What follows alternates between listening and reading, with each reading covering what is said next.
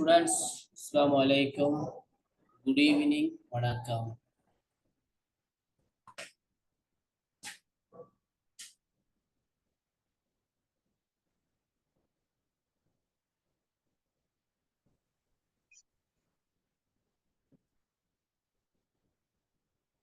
நான் பேசுறது தெளிவா இருக்குதா? ரிஃப்கா, நதா, நசீஹா, நுஸ்ரா, ஷக்கீலா, ரம்யா. சார் கேக்குது. ஓ சார் கிளியர். ஏற்கனவே நாங்க மற்ற வேற கிளாஸ்ல சந்திச்சிருக்கிறோமா பிள்ளைகள்? ஓ சார். என்ன பாடம்? கற்றல் கற்பித்தல், அது இல்லாம தத்துவ ஞானிகள். Right. Philosophy, elements of education, ஓ philosophy. எஜுகேஷன் ஆஃப் பிலாசபில. அடுத்து வந்து டீச்சிங் டெக்னிக்ஸ் பார்த்தோமா, கற்பித்தல் நுட்பங்கள், அந்த பாடமா? ஓ சார். மைக்ரோ டீச்சிங் பார்த்தேன். Yes yes yes okay okay. இந்த பேச்சுல எனக்கு ஞாபகம் இல்லை. அதான் எலிமெண்ட் ஆஃப் எஜுகேஷனும் பார்த்தேன் சார். சொல்லுமா?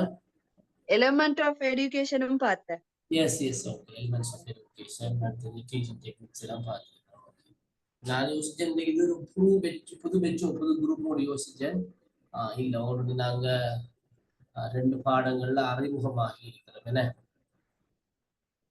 ஓகே, இன்றைக்கு நாங்க ஒரு புதிய பாடத்துல சந்திக்க போறோம். இந்த பாடத்தை பத்தி தெரியுமா பிள்ளைகள்? தலைப்பு தெரியுமா? பாடத்தலைப்பு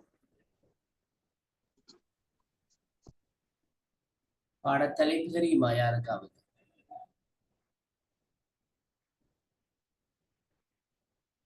Shakeela?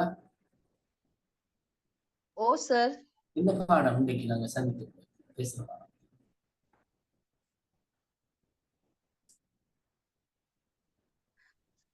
Introduction of knowledge and curriculum. Yes, curriculum. Yes, okay, okay, yes. Right, now slide share பண்ண கொஞ்சம் பாருங்க.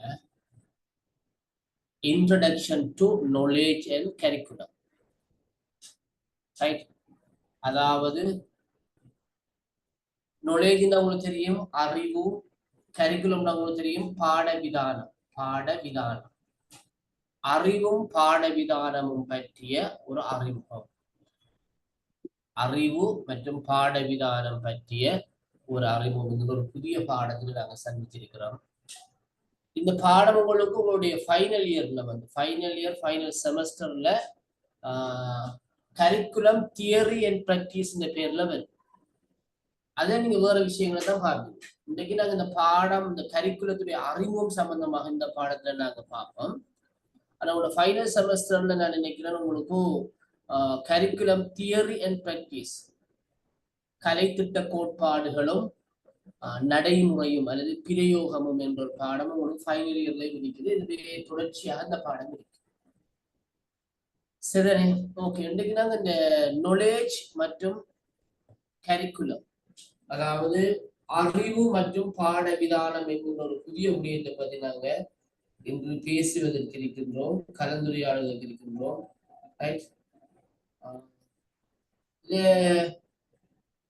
டீச்சிங் ஃபீல்ட்ல இருக்கிறார்கள் எத்தனை பேர் மகன்?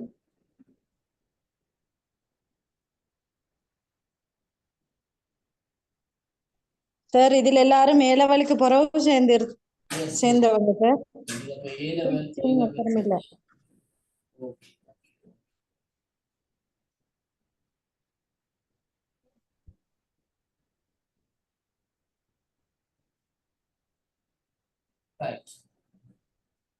உங்களுக்கு அடிப்படையில இருந்த விடயங்களை பத்தி சொல்லணும். ஏன்னா ஆசிரியர்களாக இருந்தா இந்த கரிக்குலம் சொல்ல எல்லாம் பத்தி கேள்விப்பட்டிருக்கேன்.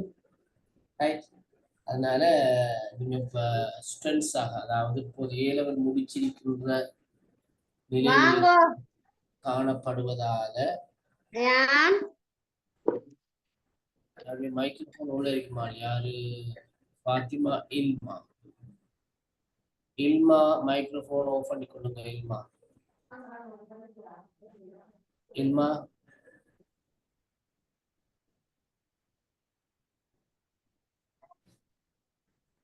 சரி, ஓகே.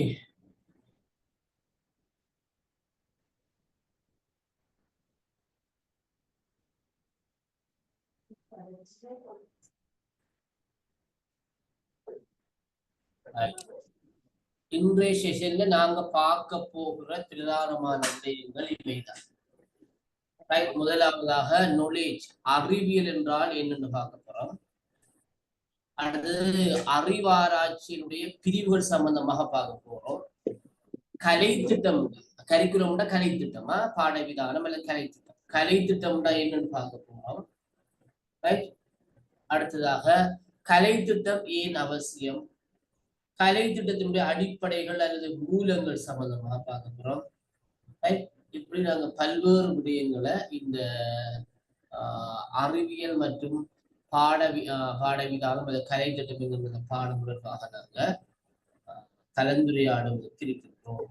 சரியா பிள்ளைகள்?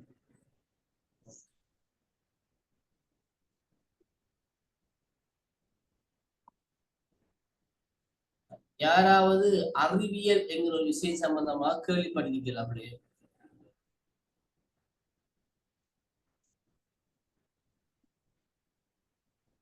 அறிவியல் என்றா என்னன்னு சொல்லி கேள்விப்பட்டிருக்கீங்களா? தெரியுமா?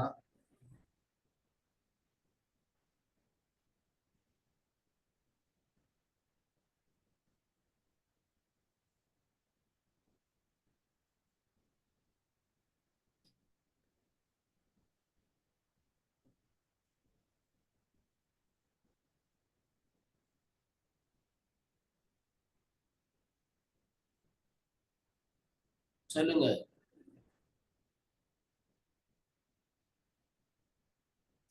கேள்விப்பட்டிருக்கீங்களா?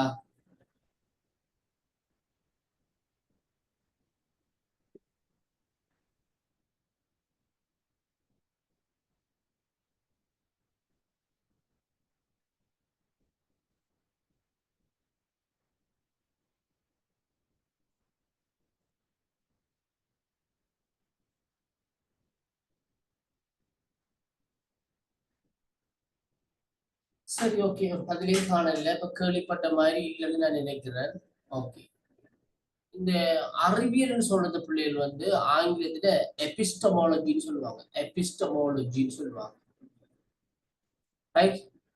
எபிஸ்டமாலஜின்னா கிரேக்க மொழியில எபிஸ்டமே என்கின்ற ஒரு சொல்லிலிருந்தும் லோகோஸ் என்கின்ற ஒரு சொல்லிலிருந்தும் தோற்றம் பெற்றது. ரைட்? எபிஸ்டம் சொல்றது அறிவும், ரைட்? லோகோஸ்ங்கிறது இயல் அல்லது கற்கை நெறி என்கின்ற ஒரு கருத்தையும் தரக்கூடியதாக இந்த எபிஸ்டமாலஜி என்கின்ற இந்த சொல்லுக்கான அர்த்தம் காணப்படுது. அறிவுசாரியல், அறிவாராய்ச்சியல் என்ற சொற்களை தமிழ்லதுக்கு பயன்படுத்துறாங்க. அறிவியல் என்ற சொல்லையும் நாங்க பயன்படுத்தலாம். இது அறிவியல் அடிப்படையில் அமைந்த அறிவு மற்றும் அது பற்றி பேசுவது என்ற அர்த்தத்தை தருகிறது. அதாவது அறிவியல் அடிப்படையில் அமைந்த அறிவு, நாங்க அறிவாராய்ச்சியல் என்று சொல்வோம், அறிவாற்றல் என்று சொல்வோம். அது சம்பந்தமாக பேசுகின்ற ஒரு துறையாக, ஒரு இயலாகத்தான் இந்த அறிவாராய்ச்சியல் எபிஸ்டமாலஜி என்கின்ற இந்த சொல் வந்து காணப்படுகிறது.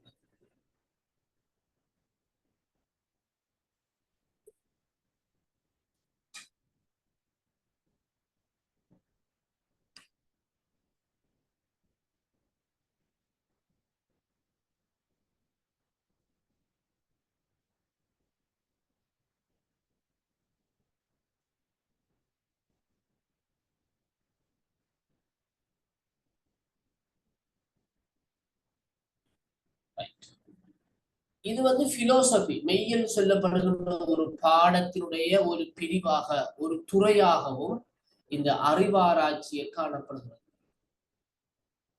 எங்களுக்கு அறிவு எவ்வாறு கிடைக்கிறது? நாங்க பிறக்கின்ற போதே அறிவோட பிறக்கிறோமா? இல்ல அறிவு எங்களுக்கு பிறந்ததுக்கு பிறகு சூழல் இருந்து எங்களுக்கு பெற்றுக்கொள்ளப்படுகிறதா என்பது சம்பந்தமான விடயங்கள்ல கூட இந்த அறிவாராய்ச்சியல் கவனம் செலுத்துகிறது. சிலர் சொல்லுகிறார்கள், ஒரு குழந்தை பிறக்கின்ற போதே அறிவோட தான் பிறக்குது. அவங்களோட மூதாதையர்கள் பேரண்ட்ஸிடம் இருந்து நிறமூத்தங்களின் ஊடாக அறிவை பெற்றுக் கொண்டுதான் பிறக்கிறது. நல்ல அறிவாற்றல் உள்ள பேரண்ட்ஸ் சில பிள்ளைகள் நல்ல கெட்டிக்காரர்களாகவும், கல்வி அறிவு இல்லாத பேரண்ட்ஸ் என்று வரக்கூடிய சில சந்தர்ப்பங்கள் அந்த பிள்ளைகள் வந்து அறிவாற்றல் குறைஞ்சவர்களாகவும் இருக்கிறது உதாரணமாக சொல்கிறார். இன்னும் சில சொல்றாங்க இல்ல அவ்வாறு இல்ல, ஒரு குழந்தை பிறக்கின்ற போது இந்த பிளாங்க் ஷீட், ஒரு வெள்ளை காகிதம் போன்றுதான் பிள்ளை பிறக்கிறது. அந்த பிள்ளை அறிவை இந்த சூழல்ல இருந்துதான் கற்றுக்கொள்கிறது. சூழல்ல தான் கேட்கின்ற, பார்க்கின்ற, கலைக்கின்ற, சிந்திக்கின்ற விடயங்கள் தொடர்பாகத்தான் அந்த விடயங்கள் ஊடாகத்தான் அந்த பிள்ளைக்கு அறிவு கிடைக்கிறது என்ற கருத்தை இன்னும் சில உளவியலாளர்கள், தத்துவ ஞானிகள் முன்வைக்கிறார்கள். இப்ப நான் உங்கள்கிட்ட கேட்கிறேன், சரியோ? எங்களுக்கு அறிவு எவ்வாறு கிடைக்குது? நாங்க பிறக்கக்கூடிய அறிவோட பிறக்கிறோமா, அல்லது நாங்க பிறந்ததுக்கு ஒரு சூழல்ல இருந்து அறிவை பெற்றுக்கொள்வோம்? உங்களோட கருத்து என்ன?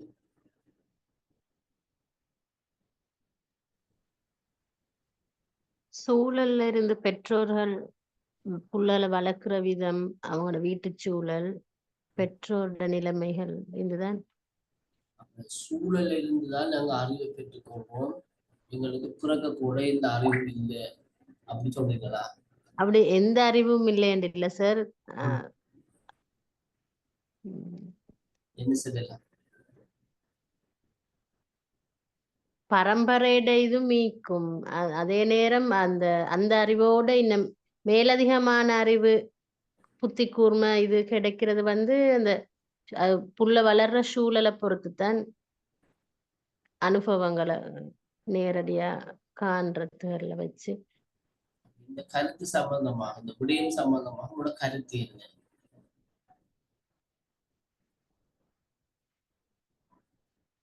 அதாவது ஒருவர் பிறக்கின்ற போது அறிவோட பிறக்கிறாரா, அல்லது அவர் சூழலில் இருந்துதான் அறிவை பெற்றுக் கொள்கிறாரா?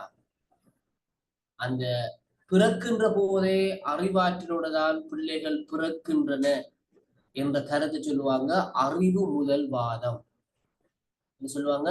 அறிவு முதல் வாதம் சொல்லுவாங்க. இல்ல பிள்ளைகள் பிறக்கின்ற போது ஒரு பிளாங்க் ஷீட், வெற்று காகிதத்து மாதிரி தான் பிறக்கிறாங்க, எந்த விதமான அறிவும் இல்லாம தான் பிறக்கிறாங்க.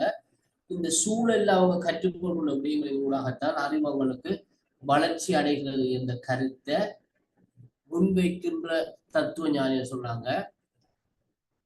அனுபவ முதல்வாதிகள் சொல்லுவாங்க. அவங்க அனுபவ முதல்வாதிகள் சொல்லுவாங்க. அப்ப நீங்க அறிவு முதல்வாத கருத்தை ஏற்றுக்கொள்றீங்களா, அனுபவ முதல்வாத கருத்தை ஏற்றுக்கொள்றீங்களா?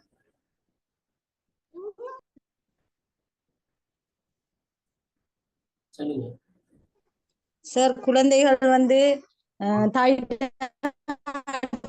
இருக்கும் போதே உணர்வுகள் மூலம் அசைவின் மூலம் கற்றுக்கொண்டு பின்பு பிறந்ததிலிருந்து தாய்ப்பாலூட்டல் மூலம் மேலதிக அனுபவங்கள் மூலம் மேலதிக கல்வியை பெற்றுக்கொள்ளிய சொல்றீங்க. சூழல்ல இருந்துதான் பிள்ளை எல்லாத்தையும் பெற்றுக்கொள்ளுது, அப்படியா?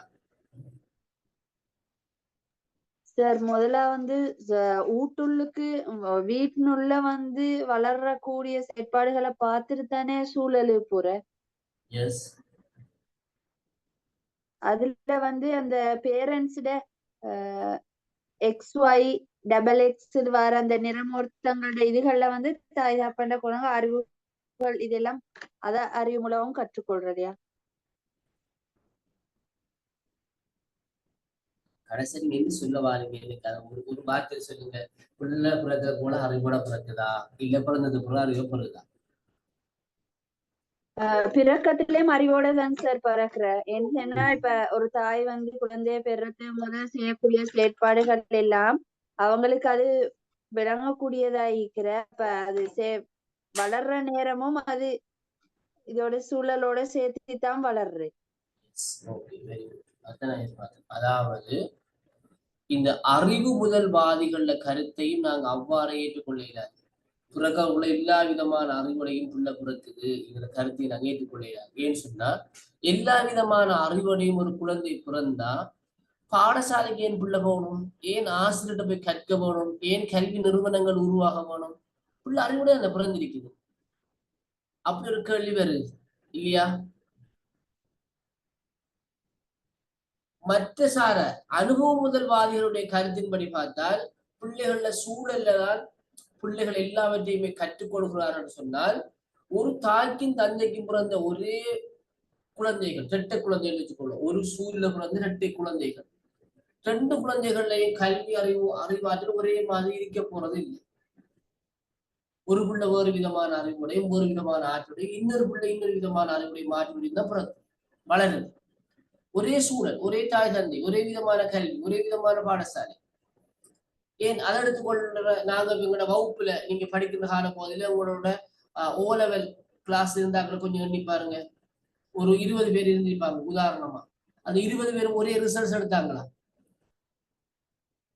இல்லதானே? ஒரே பாடசாலை, ஆசிரியர்கள், ஒரே ஆசிரியர்கள், ஒரே எக்ஸாம் பேப்பர். அப்ப ஏன் ரிசல்ட்ஸ் வேறுபட்டுச்சு?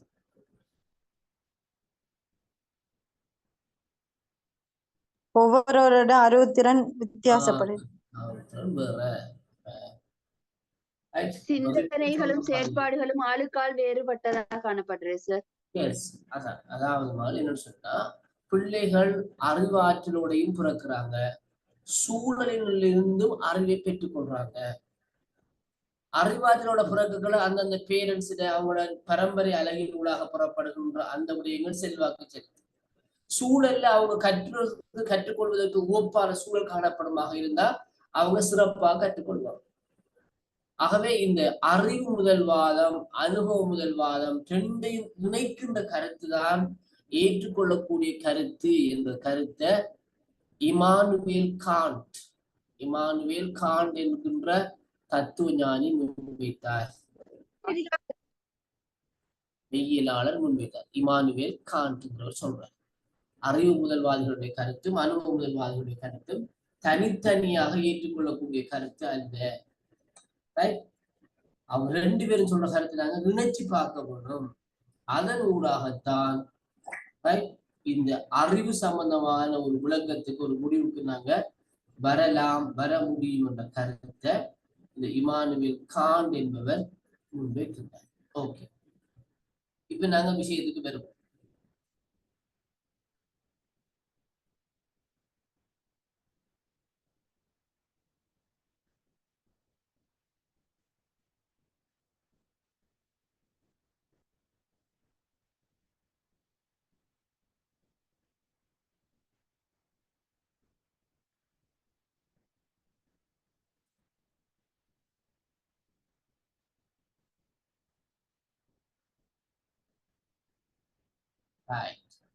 இப்ப நாங்க அறிவுண்டா முதலாவதா என்னென்ன பார்ப்போம்.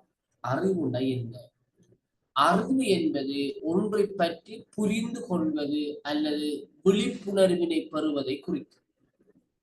உதாரணமாக ஞாயிற்று தொகுதி சம்பந்தமான அறிவு உங்களுக்கு இருக்குன்னு சொன்னால் அந்த ஞாயிற்று தொகுதி எவ்வாறு இயங்குது, எவ்வாறு செயற்படுது, அது இருக்கின்ற கோள்கள் எவை, உடுக்கள் எவை, எந்த கோள்களுக்கு துணை கோள்கள் இருக்கு, அது எந்த பாதையினூடாக சுற்றி வருகிறது, இடமிருந்து வலமா, வலமிருந்து இடமா, சரியான வட்ட பாதையா, நீள்வட்ட பாதையா, இந்த விடயங்கள் பற்றிய அறிவு இருக்குமாக இருந்தா நாங்க சொல்லுவோம் ஞாயிற்று தொகுதி பற்றிய அறிவு உங்களுக்கு இருக்கிறது. நம்ம கூறுவோமா இல்லையா? அவை அறிவு என்பது ஒன்றை பற்றி புரிந்து கொள்வது அல்லது அதை பற்றிய விழிப்புணர்வினை பெறுவது. உதாரணமாக மழை காலங்கள்ல நீர் தேங்கி நிற்குமாக இருந்தால் அதனூடாக டெங்கு நோய் வந்து பரவும்.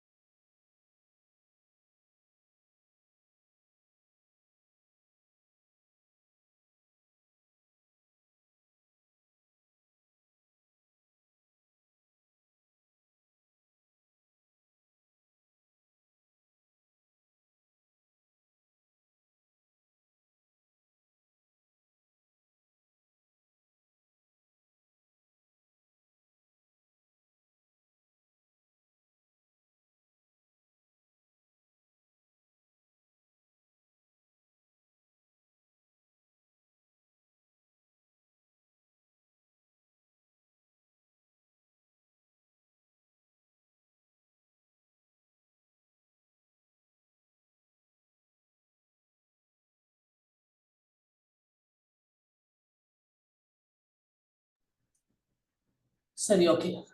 அப்ப பிள்ளைய நல்லா விளைய கொள்ளுங்க. அறிவுன்னு சொல்றது ஒன்றை பற்றி புரிஞ்சு கொள்றது, அதுல அதை பற்றிய விழிப்புணர்வு பெறதுக்கு தான் நாங்க அறிவுன்னு சொல்றோம். அறிவானது தவறில் இருந்து பெறப்படும் அனுபவமாகவும் நாங்களோட பிள்ளையை செஞ்சு அது பிழை என்று நாங்க தெரிஞ்சு சரியை நாங்க விளங்கிக் கொள்வோம். விளங்கிடுவோம். அதிலிருந்து பெறப்படுகின்ற அனுபவமாகவும் மொழிகள் உதவியுடன் ஒருங்கிணைக்கக்கூடிய சிந்தனையின் வடிவமாகவும் பொருளை உருவாக்கக்கூடியதாகவும் நாம் வாழும் உலகத்தை புரிந்து கொள்வதற்கும் உதவுகிறது. இதுதான் உண்மையான அறிவு. ஏன்னு சொல்லி இந்த பாடத்துல நாங்க அறிவை பத்தி பார்க்கணும்னு சொன்னால், ரைட், நாங்க கற்பதன் ஊடாக கல்வியை பெறுவதன் ஊடாக எதிர்பார்க்கப்படுகிறது இந்த அறிவாற்றல் விருத்தி தான். அறிவாற்றல் தான். ரைட். அப்ப அறிவுண்டா என்ன, அறிவாற்றல்டா என்ன சொல்லு என்பதை நாங்க விளங்கி கொண்டால்தான் உண்மையாகவே எங்களுக்கு நாங்க கற்கின்ற விஷயம் சரியா, கற்கின்ற விடயம் சரியானதானா, சரியானதான் நாங்க கற்கிறோமா, கற்கின்ற விஷயம் எங்களுக்கு அவசியமானதானா போன்ற கேள்விகளுக்கு எங்களால பதிலளிக்க கூடியதாக இருக்கு. சரிதானே? ஓகே.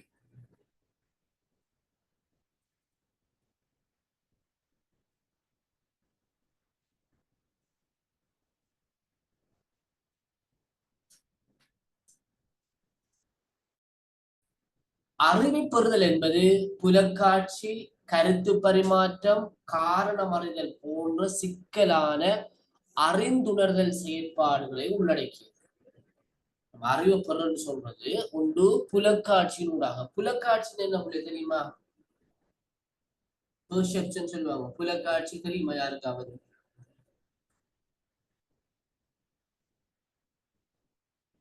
புலக்காட்சி ஐம்புலன்கள் மூலம் பெற்றுக்கொள்ளும் அனுபவமா சார்? ஐம்புலன்களின் ஊடாக பெற்றுக்கொள்கின்ற அனுபவத்தை நாங்க காட்சின்னு தான் சொல்லுவோம். காட்சி. புலக்காட்சின்னு சொல்றது புலன் உறுப்புகளை பெற்ற புலன் உணர்விற்கும் ஏனைய அனுபவங்களையும் அடிப்படையாக கொண்டது இல்லையா சார்? S, okay. அதாவது சொல்ல விஷயம் அதாவது நான் என்னன்னா, நாங்க ஒரு விடயம் தொடர்பாக ஏற்கனவே பெற்றிருக்கின்ற அறிவோட எங்களுடைய புலன் அங்கங்களுக்கு கூடாக பெறப்படுகின்ற தகவல்களை பொருத்தி பார்க்கின்ற அறிவுதான் இந்த புலக்காட்சி. உதாரணமாக இப்ப உங்களோட கையில ஒரு மொபைல் இருக்குன்னு வச்சுக்கொள்றோம். அதை நீங்க ஒரு ஆள் காட்டுறீங்க. இப்ப உதாரணமா ரிஃப்கா இல்மா கிட்ட கேட்கிறான், இது என்னன்னு கேட்கிறான். இல்மா என்ன சொல்லுவா? இது ஸ்மார்ட் போன் சொல்லுவான். ஏன் அவ அதை ஸ்மார்ட் போன் சொன்னா? ஏன் அதை ஒரு கால்குலேட்டர்னு சொல்லியோ அல்லது ஒரு ரெமோட் கண்ட்ரோல்னு சொல்லியோ ஏன் சொல்லல? ஏன் இல்மா அப்படி சொல்லல? ஏன் அதை ஸ்மார்ட் போன் சொன்னா? என்ன காரணம்? அது பற்றி அது ஏற்கனவே அவருக்கு தெரியும். Yes, okay. அதான் விஷயம். அந்த ஸ்மார்ட் போன், அந்த பொருள் ஸ்மார்ட் போன் சொல்லி இல்மாக்கு ஆல்ரெடி தெரியும். இப்ப கண்ணால பாக்குறான். ரிஃப்கா காட்டினோட கண்ணால பாக்குறா. எஸ், ஓகே, நான் ஏற்கனவே நான் அறிந்து வைத்திருக்கின்ற இந்த ஸ்மார்ட் போன் தான் இது என்கின்ற பதில உடனடியாக வழங்கக்கூடியதாக இருக்கிறது. இதுதான் புலக்காட்சி. ரைட். அப்ப எங்களோட கண்ணு கூடாக பெறுகின்ற அந்த தகவல், அந்த பார்வை எங்களோட ஏற்கனவே இருக்கின்ற முன் அறிவோட தொடர்படுத்தி நாங்க அதை காண்றதுக்கு பேருதான் புலக்காட்சி. ஆப்பிரிக்காவில் எங்கேயோ ஒரு கோடியில் இருக்கின்ற ஒரு பழங்குடி மக்கள்கிட்ட போய் நாங்க மொபைல் போனை காட்டி என்னன்னு கேட்டா சொல்லிடுமா அவங்களால? என்னன்னு சொல்லுவாங்களா? காணையிலும் அந்த பொருளை அவங்க கண்ணால பார்க்கலாம். என்னன்னு அவங்களுக்கு தெரியாது. காட்சிக்கும் புலக்காட்சிக்கும் வித்தியாசம். சரியாமா? ஓகே. அப்ப இந்த அறிவை பெறுதல்ங்கிறது புலக்காட்சி, கருத்து பரிமாற்றம்.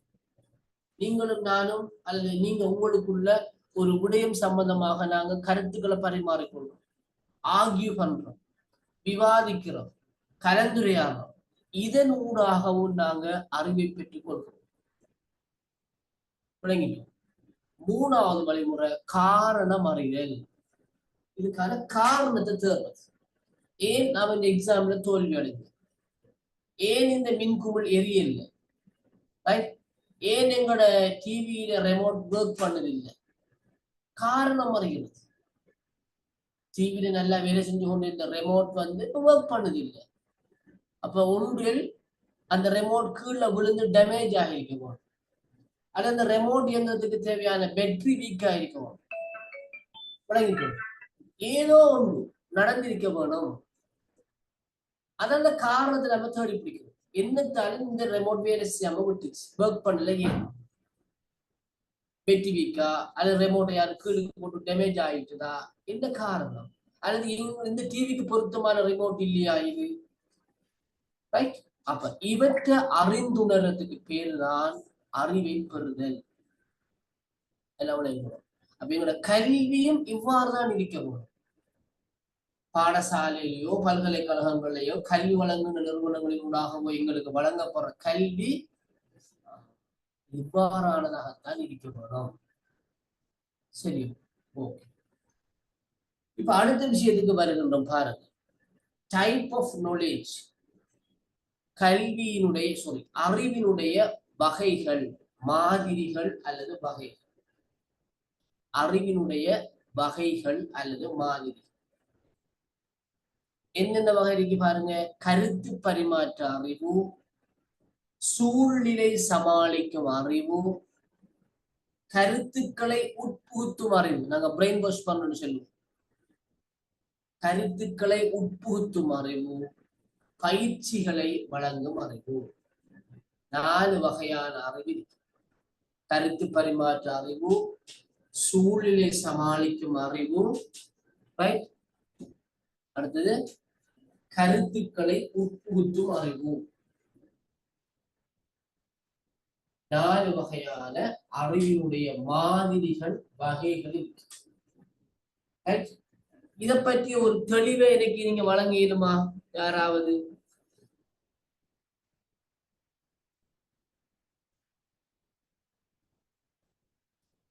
எனிவன்? யாராவது?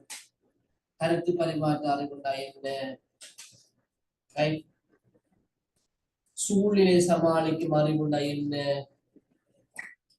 சொல்லிடுமா யாருக்காவது?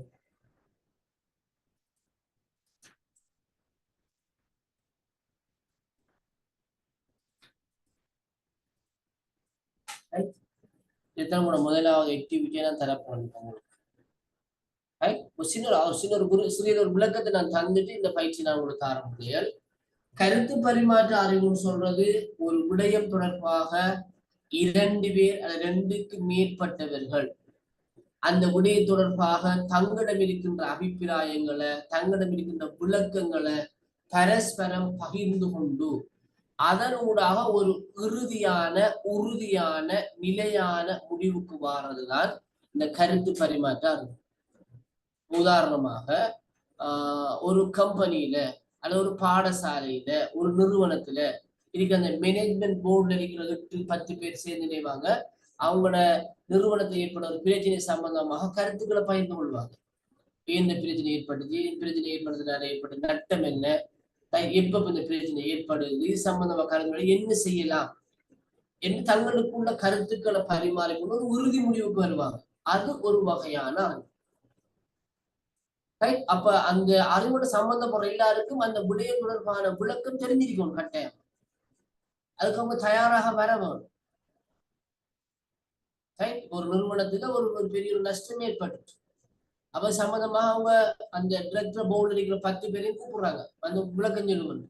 அவங்க முழுமையான விளக்கத்தோட அவங்க வந்தால் நம்மளோட கருத்துக்களை பரிமாறிக்கொள்ளும். அவனத்துல 2வது பாருங்க, சூழ்நிலை சமாளிக்கும் அறிவு.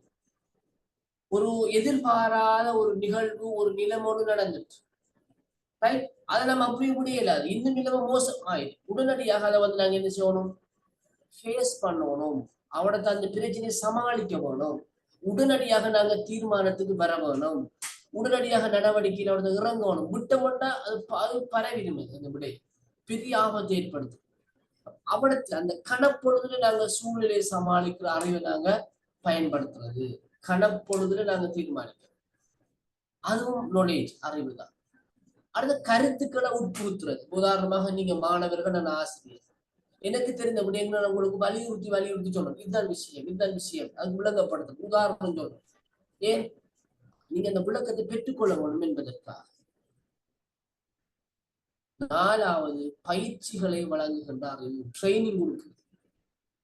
ஒரு பிசிக்கல் எஜுகேஷன் டீச்சர் ஒரு ஓட்ட போட்டி நாங்க ஆரம்பிக்கணும், என்ன செய்யணும், எப்படி வார்ம் அப் செய்யறது, ஓடி முடிச்சது போல எப்படி நாங்க வார்ம் அப் செஞ்சு கொள்றது, இந்த பயிற்சிகளை வழங்குறதுக்கான இருக்கிற அறிவும் அறிவு. அப்ப 4 வகையான அறிவுகளை நாங்க பார்த்திருக்கிறோம். கருத்து பரிமாற்ற அறிவும், சூழ்நிலை சமாளிக்கும் அறிவும், கருத்துக்களை உட்புகுத்தும் அறிவும், பயிற்சிகளை வழங்கும் அறிவும். விளங்கிட்டா?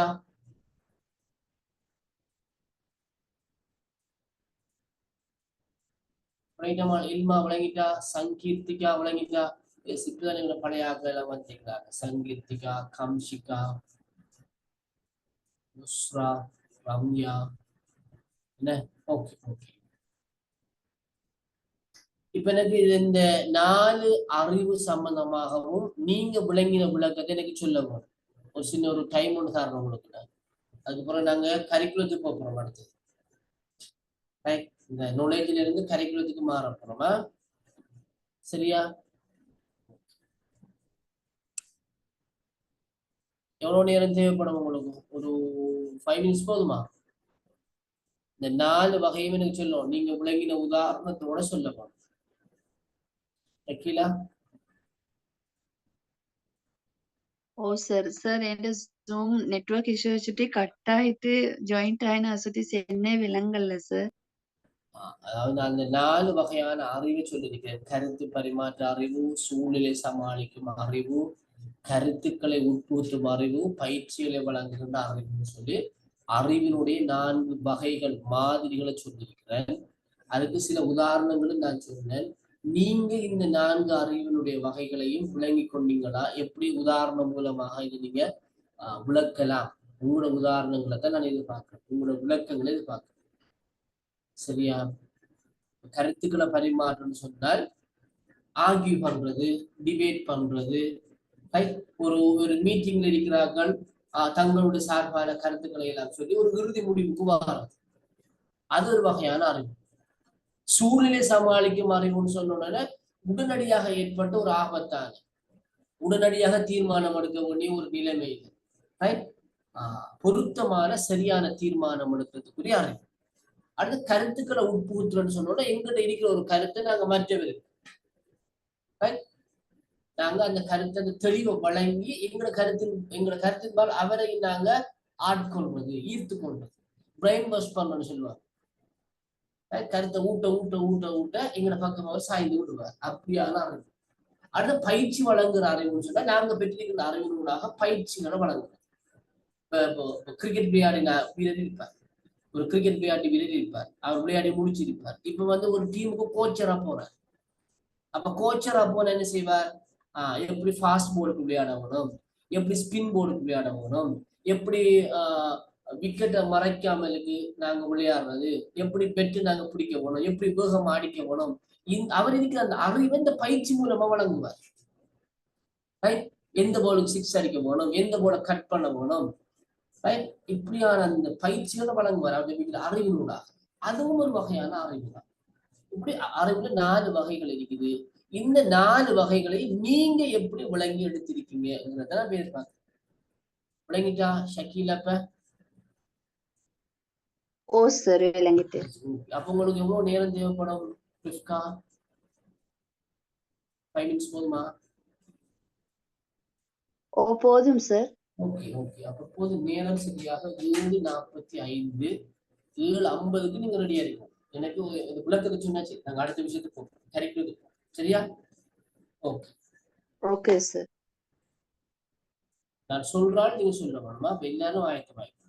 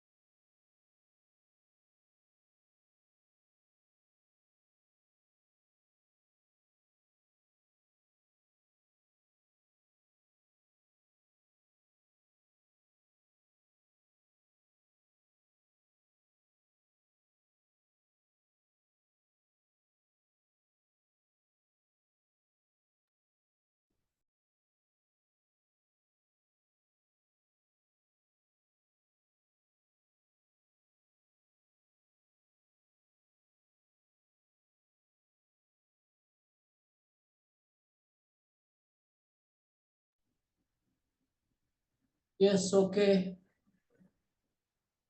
யாரு முதலாவதாக சுயமாக வந்து உங்களோட கருத்தை சொல்ல?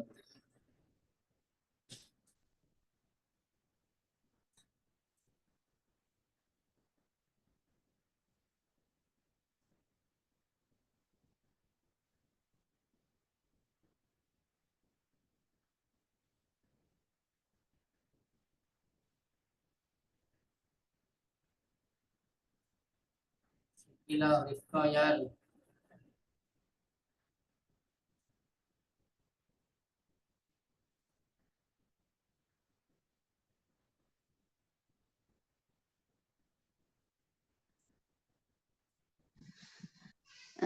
சார்,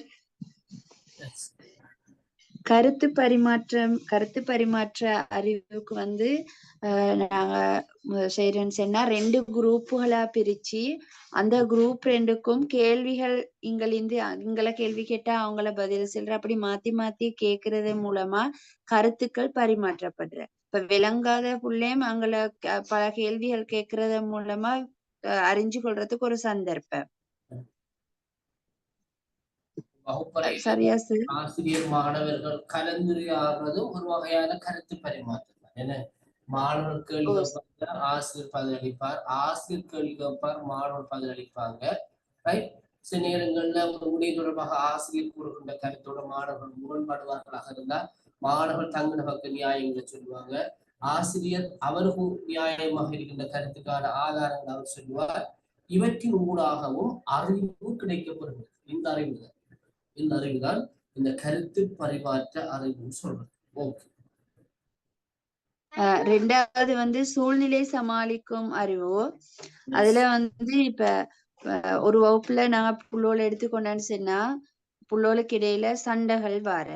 அப்ப அந்த சூழ்நிலைக்கு ஏற்ப என்ன நடந்தன்றத தீர நாங்க கேட்டு விசாரிச்சு அதுக்கேத்த மாதிரி புள்ளோல சமாதானப்படுத்தி விடுறத சூழ்நிலைக்கேற்ப சமாளிக்கும் அறிவா பயன்படுத்திடும்.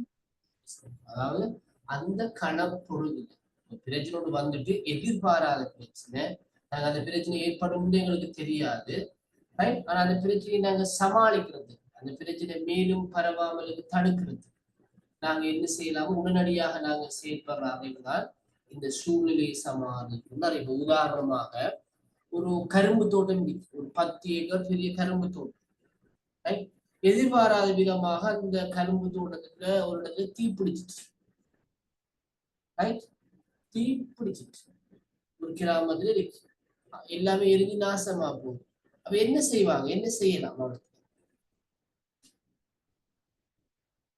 ஒரு பகுதியில தீப்பிடிச்சிட்டு கரும்பு தீ எரிபகமா பரவி கொண்டிருக்கு, என்ன செய்வாங்க, என்ன செய்யலாம்?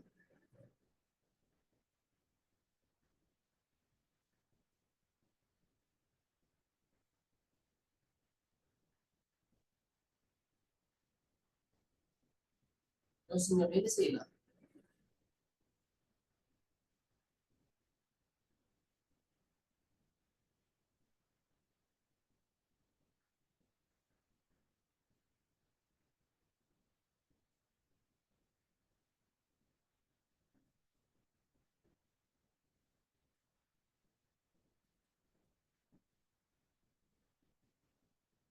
என்ன செய்வாங்கன்னு சொன்னா, அந்த கரும்பு தீ பிடிச்சா என்ன செய்வாங்கன்னா பிள்ளைகள், அந்த தீ பரவாத இடம் இருக்கிறாங்க, தீ ஒரு குறிப்பிட்ட பகுதியில பரவுது, வேகமா பரவி கொண்டு பரவுது. அறவே தீ பற்றாத நன்றாக இருக்கிற அந்த கரும்பு பகுதியை நில மட்டத்துக்கு வெட்டி விடுவாங்க.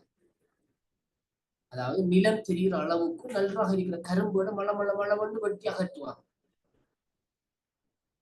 அகற்ற என்ன நடக்கும் சொன்னா, அந்த அகற்றப்பட்ட பகுதிக்கு மறுபக்கம் இருக்கிற அவ்வளவு பகுதி கரும்பும் பாதுகாக்கப்படும். அந்த வெட்டப்பட்ட அந்த எஞ்சி அந்த லாஸ்ட் அந்த அந்தம் வரைக்கும் தீ பரவி அவ்வளவு கரும்பையும் அழிக்கும். மற்ற பக்கம் கரும்புக்கு தீ பரவ மாட்டேன். காரணம் என்ன? நிலம் இருக்கு. அப்போ கரும்பு ஒன்றுல ஒன்று உராஞ்சப்பட்டுத்தான் அந்த தீ பரவுறது. காற்று வேகம் அடிச்சோடு அடுத்த கரும்புக்கு அப்படி மாறி மாறி மாறி மாறி அது உடனடியாக முழுவதுமாக தீ பரவி. அப்ப அதை தடுக்கிறதுக்கு இப்படியான ஒரு உபாயத்தை கடைபிடிப்பாங்க. இது ஒரு சூழ்நிலை சமாளிக்கும் அறிவு. அப்ப நம்ம இந்த நல்லறிக்கிற கருமையை நான் போட்டிருக்கேன்னு சொல்லி நாம கேட்கல. அதான் அந்த பிரச்சனைக்கு தீர்வாதான். ஒரு குறிப்பிட்ட பகுதிக்கு அப்பால சென்று கரும்பை முழுமையாக அழிச்சு அது தொடர்பு இல்லாம ஆக்குறது. இது ஒரு சூழ்நிலை சமாளிக்கின்ற அறிவு. இப்படி பல்வேறு விடயங்கள்ல, சில தொழிற்சாலைகள்ல, சில வேலைத்தலங்கள்ல, சில இடங்கள்ல ஏற்படுகின்ற எதிர்பாராத பிரச்சனைக்கு உடனடியாக சரியான தீர்வை நாங்க கொண்டு வர்றதுதான் அந்த சூழ்நிலை சமாளிக்கின்ற அறிவு. அடுத்தது கருத்துக்களை உட்புகுத்தும் அறிவு. கருத்துக்களை உட்புகுத்தும் அறிவு அப்படின்னு சொன்னா, இப்ப நாங்க ஒரு கூட்டம் ஒன்றுல ஒருத்தர் ஒரு கருத்தை முன் வச்சுட்டு அதுக்கான சில கருத்துக்கள் கேட்கிற நேரம் ஒவ்வொருத்தருக்கும் ஒவ்வொரு சந்தர்ப்பம் வழங்கப்பட்டு அதுக்கு அவங்கள எழும்பி ஒவ்வொருத்தரோட கருத்துக்களையும் அந்த விஷயத்துக்கு உட்புகுத்துற கருத்துக்களை உட்புகுத்தும் அறிவு. இப்ப நான் என்ன அபிப்பிராயத்தில் இருக்கிறேனோ அந்த கருத்தை உங்களுக்கு நான் பூத்துறது. உங்களுக்கு அது சம்பந்தமான ஆதாரங்களை, சான்றுகளை, சம்பவங்களை எல்லாம் எடுத்துக்காட்டி இதை நான் சொல்றதான் சரி. நான் அதுக்குரிய ஆதாரம் வச்சிருக்கிறேன், அதுக்குரிய தகவல் என்ன இருக்குது. அவ்வாறு நாங்க எங்கட கருத்தின்பால் மற்றவரை ஈர்த்து கொள்றதானே. விளங்கிட்டோம்.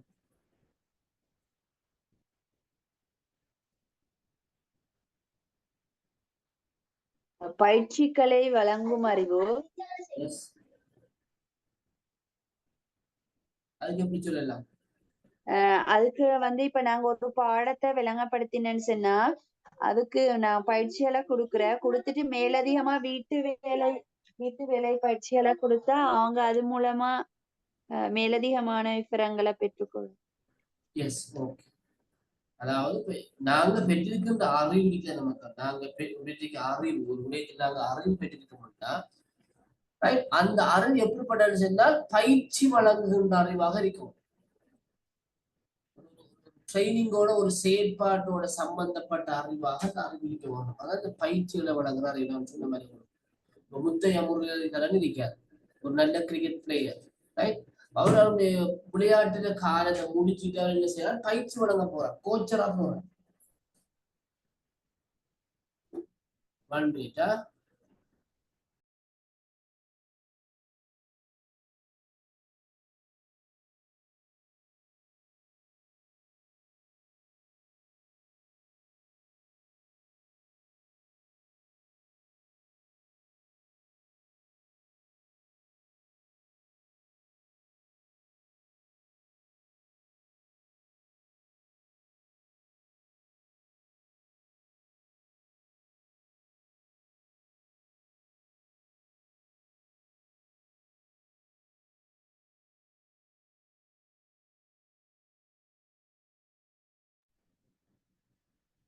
ஓகே. அப்ப முத்தையா முரளிதரன் ஒரு நல்ல கிரிக்கெட் பிளேயர், ஒரு நல்ல பவுலர், பந்து வீச்சாளர். இப்ப அவருக்கு அந்த எப்படி ஒரு பேட்ஸ்மேன் அவுட் ஆக வேணும், எப்படி ரன்ஸ் கொடுக்காம இருக்கு போல் பண்றது, இது சம்பந்தமான அறிவாளி இருக்கு, விளக்கம் இருக்கு.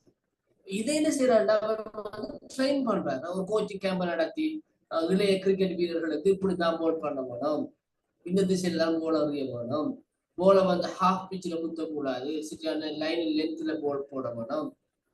இந்த பயிற்சி அவர் வழங்குவாராக இருந்தால் அந்த விடயம் தொடர்பாக, அந்த பந்து வீச்சு தொடர்பான அறிவும் அவருக்கு இருக்குது. அதாவது பயிற்சிகளை வழங்குகின்ற அறிவு விளங்கிட்டு. அது கணித பாடத்துக்கும் வரும். இப்ப கணித பாடத்திலையும் ஒரு ஒரு வினாவுக்கான விடையை நாங்க மாணவர்களுக்கு பயிற்சியை வழங்கி அந்த பயிற்சியை மாணவர் செய்வதன் ஊடாக நாங்க வழங்குறது விளங்கி. அப்ப இவைகள் இந்த அறிவினுடைய மாதிரிகளாக, வகைகளாக இருக்கிறது. ஓகே, வேற யாரும் சொல்லணுமா? ஷக்கீலாக்கு வாழ்த்துக்களா? சார் நான் சொல்லவா? சொல்லுங்க, இல்மா சொல்லுங்க. சார், கருத்து பரிமாற்ற அறிவண்டா இந்த ஸ்டாஃப் மீட்டிங், பேரண்ட்ஸ் மீட்டிங் வைக்கிறதால, இந்த இப்ப ஸ்டாஃப் மீட்டிங் வைக்கிறதால அதிபர், ஆசிரியர்கள் எல்லாரும் சேர்ந்து ஸ்கூல்ல இதுகளை பத்தி கலந்துரையாடலாம். அப்படின்னா ஒவ்வொருத்தர கருத்துக்களை பரிமாற்றம் செஞ்சு அது ஒரு பிரச்சனைக்கான முடிவு எடுக்கலும், இல்லாட்டி பாடசாலை எப்படி இந்த முன்னுக்கு கொண்டு வரணும் அந்த திட்டங்களை தீட்டுறதுக்கு அப்படி டீச்சர்ஸ் அதிபரெல்லாம் சேர்ந்து ஸ்டாஃப் மீட்டிங் வைக்கிறதால கிடைக்கிற அறிவு. அடுத்து பேரண்ட்ஸ் மீட்டிங் வைக்கிறதால டீச்சர்ஸ்மாருக்கும் பேரண்ட்ஸுக்கும் இடையில கருத்து பரிமாற்றம் நடந்து அதன் அது கருத்து பரிமாற்ற அறிவுக்கான ஒரு உதாரணமாக. சூழ்நிலை சமாளிக்கும் அறிவு இந்த இப்ப நாங்க முந்தி இந்த கொரோனா வாரத்துக்கு முந்தி எல்லாரும் புத்தகங்கள் அப்படி அந்த டியூஷன் கிளாஸ்கள் போய்த்து படிச்ச இப்ப மாணவர்கள் திடீரென்று கொரோனான்னு சொல்லி அதை எதிர்பாராத ஒரு புதிய ஒரு நோய் அதை பத்தி அந்த நேரம் இப்ப நாங்க அந்த சிச்சுவேஷன் அனுபவிச்சதுல பிள்ளைகள் எல்லாம் திடீரென்று அவங்களோட அந்த படிக்கிற முறையில ஏற்பட்ட மாற்றம் அதுக்காக இந்த ஜூம் இதுகளுக்கு பழக்கப்பட்டது அதாலதான் நான் நினைக்கிறேன். அதை பத்தி அப்ப அதுக்கப்புறம் அந்த ஆன்லைன்ல படிக்கிற விஷயங்களை பத்தி எல்லாம் அதுக்கு பிறகுதான் எல்லாருக்கும் எங்களுக்கு கிடைச்சிக்கு அதை பற்றின அறிவு.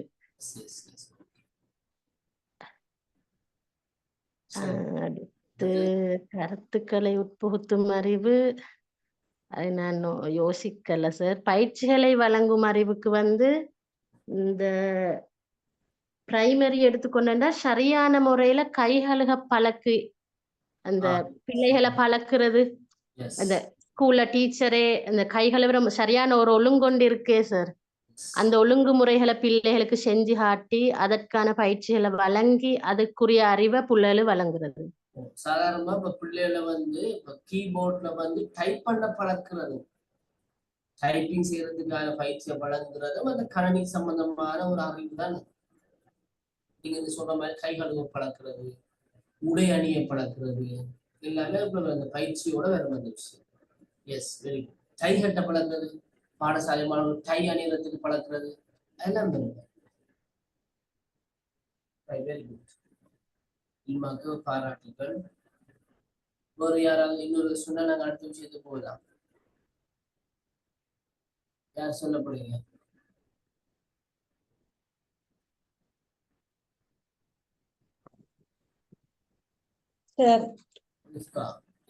கருத்து பரிமாற்ற அறிவுக்கு பாடசாலைகள்ல வெளியே சுற்றுலா ஒன்று, கள சுற்றுலா சரி, இல்லாட்டி பாடசாலை ரீதியாக சுற்றுலா செல்வதற்கு திட்டங்கள் தீர்மானிக்கும் போது கலந்துரையாடப்படுகிறது.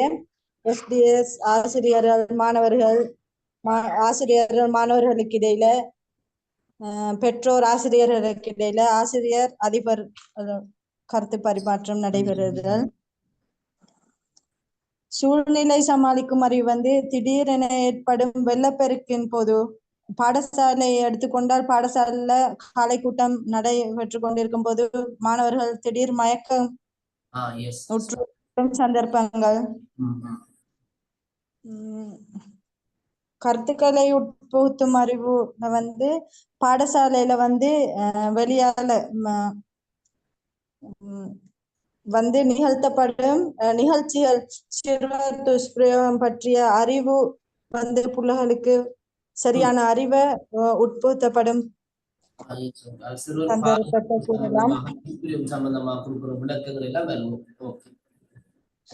பயிற்சிகளை வழங்கும் அறிவுல தையல் வகுப்புகள், தொழில்நுட்ப பாடங்களுக்கு அறிவு கூறலாம். விவசாய பாடத்துல நாட்டு மடை அமைக்கிற அந்த விஷயங்கள் சொல்லலாம். மனையியல் அல்லது மனை பொருளியல் பாடத்துல ஒரு குறிப்பிட்ட உணவுப் பொருளை தயாரிக்கிறதுக்கான பயிற்சி வழங்குறாரு. கேக் தயாரிக்கிறது, என்ன தேங்காய் பூ சம்பல் செய்கிறது, இந்த பயிற்சிகள் இதுக்குள்ள வெரி குட். ஆகவே இந்த அறிவு இந்த 4 வடிவங்கள்ல இவங்களுக்கு கிடைக்கிறது. ஆகவே இந்த அறிவு சம்பந்தமாக நாங்க ஆரம்பத்துல பார்த்த முடியத்துக்கு அறிவுன்னு நாங்க சொல்றது ஆங்கிலத்துல எபிஸ்டமோலஜின்னு சொல்லுவோம். அறிவு ஆராய்ச்சி அறிவியல எபிஸ்டமோலஜின்னு சொல்லுவோம். ரைட், எபிஸ்டமோலஜின்னு சொல்றது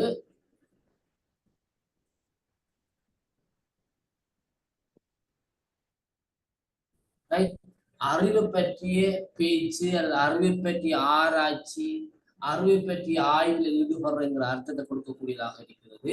இது மெய்யியல்ல ஒரு துறையாக இருந்துச்சு. அதனால சொன்ன ஆரம்பத்துல மெய்யியலாளர்கள், தத்துவ ஞானிகள் இந்த அறிவை பற்றி 2 விதமான அபிப்பிராயங்களை கொண்டிருந்தாங்க. ஒரு சாரார சொல்லுவோம் அனுபவ முதல்வாதிகள். அவங்கதான் மனிதன் பிறக்கின்ற போது அவனுடைய அறிவாற்றல் ஒரு வெள்ளை காகிதம் போன்று இருக்கிறது. இந்த சூழலை பெற்றுக்கொள்கிற அனுபவத்தின் மூலம் தான் அவன் அறிவை பெற்றுக் கொள்கிறான் என்ற கருத்தை கொண்டிருந்தாங்க. அவங்க அனுபவ முதல்வாதிகள். இன்னும் சிலர் இல்ல பிள்ளைகள் பிறக்கிற போது முழுமையான அறிவாற்றலோட தான் பிறக்கிறாங்க என்று சொல்லி அறிவோட பிள்ளைகள் பிறப்பதாக கருத்து சொன்னவர்கள் முதல்வாதிகள் சொல்லுவோம்.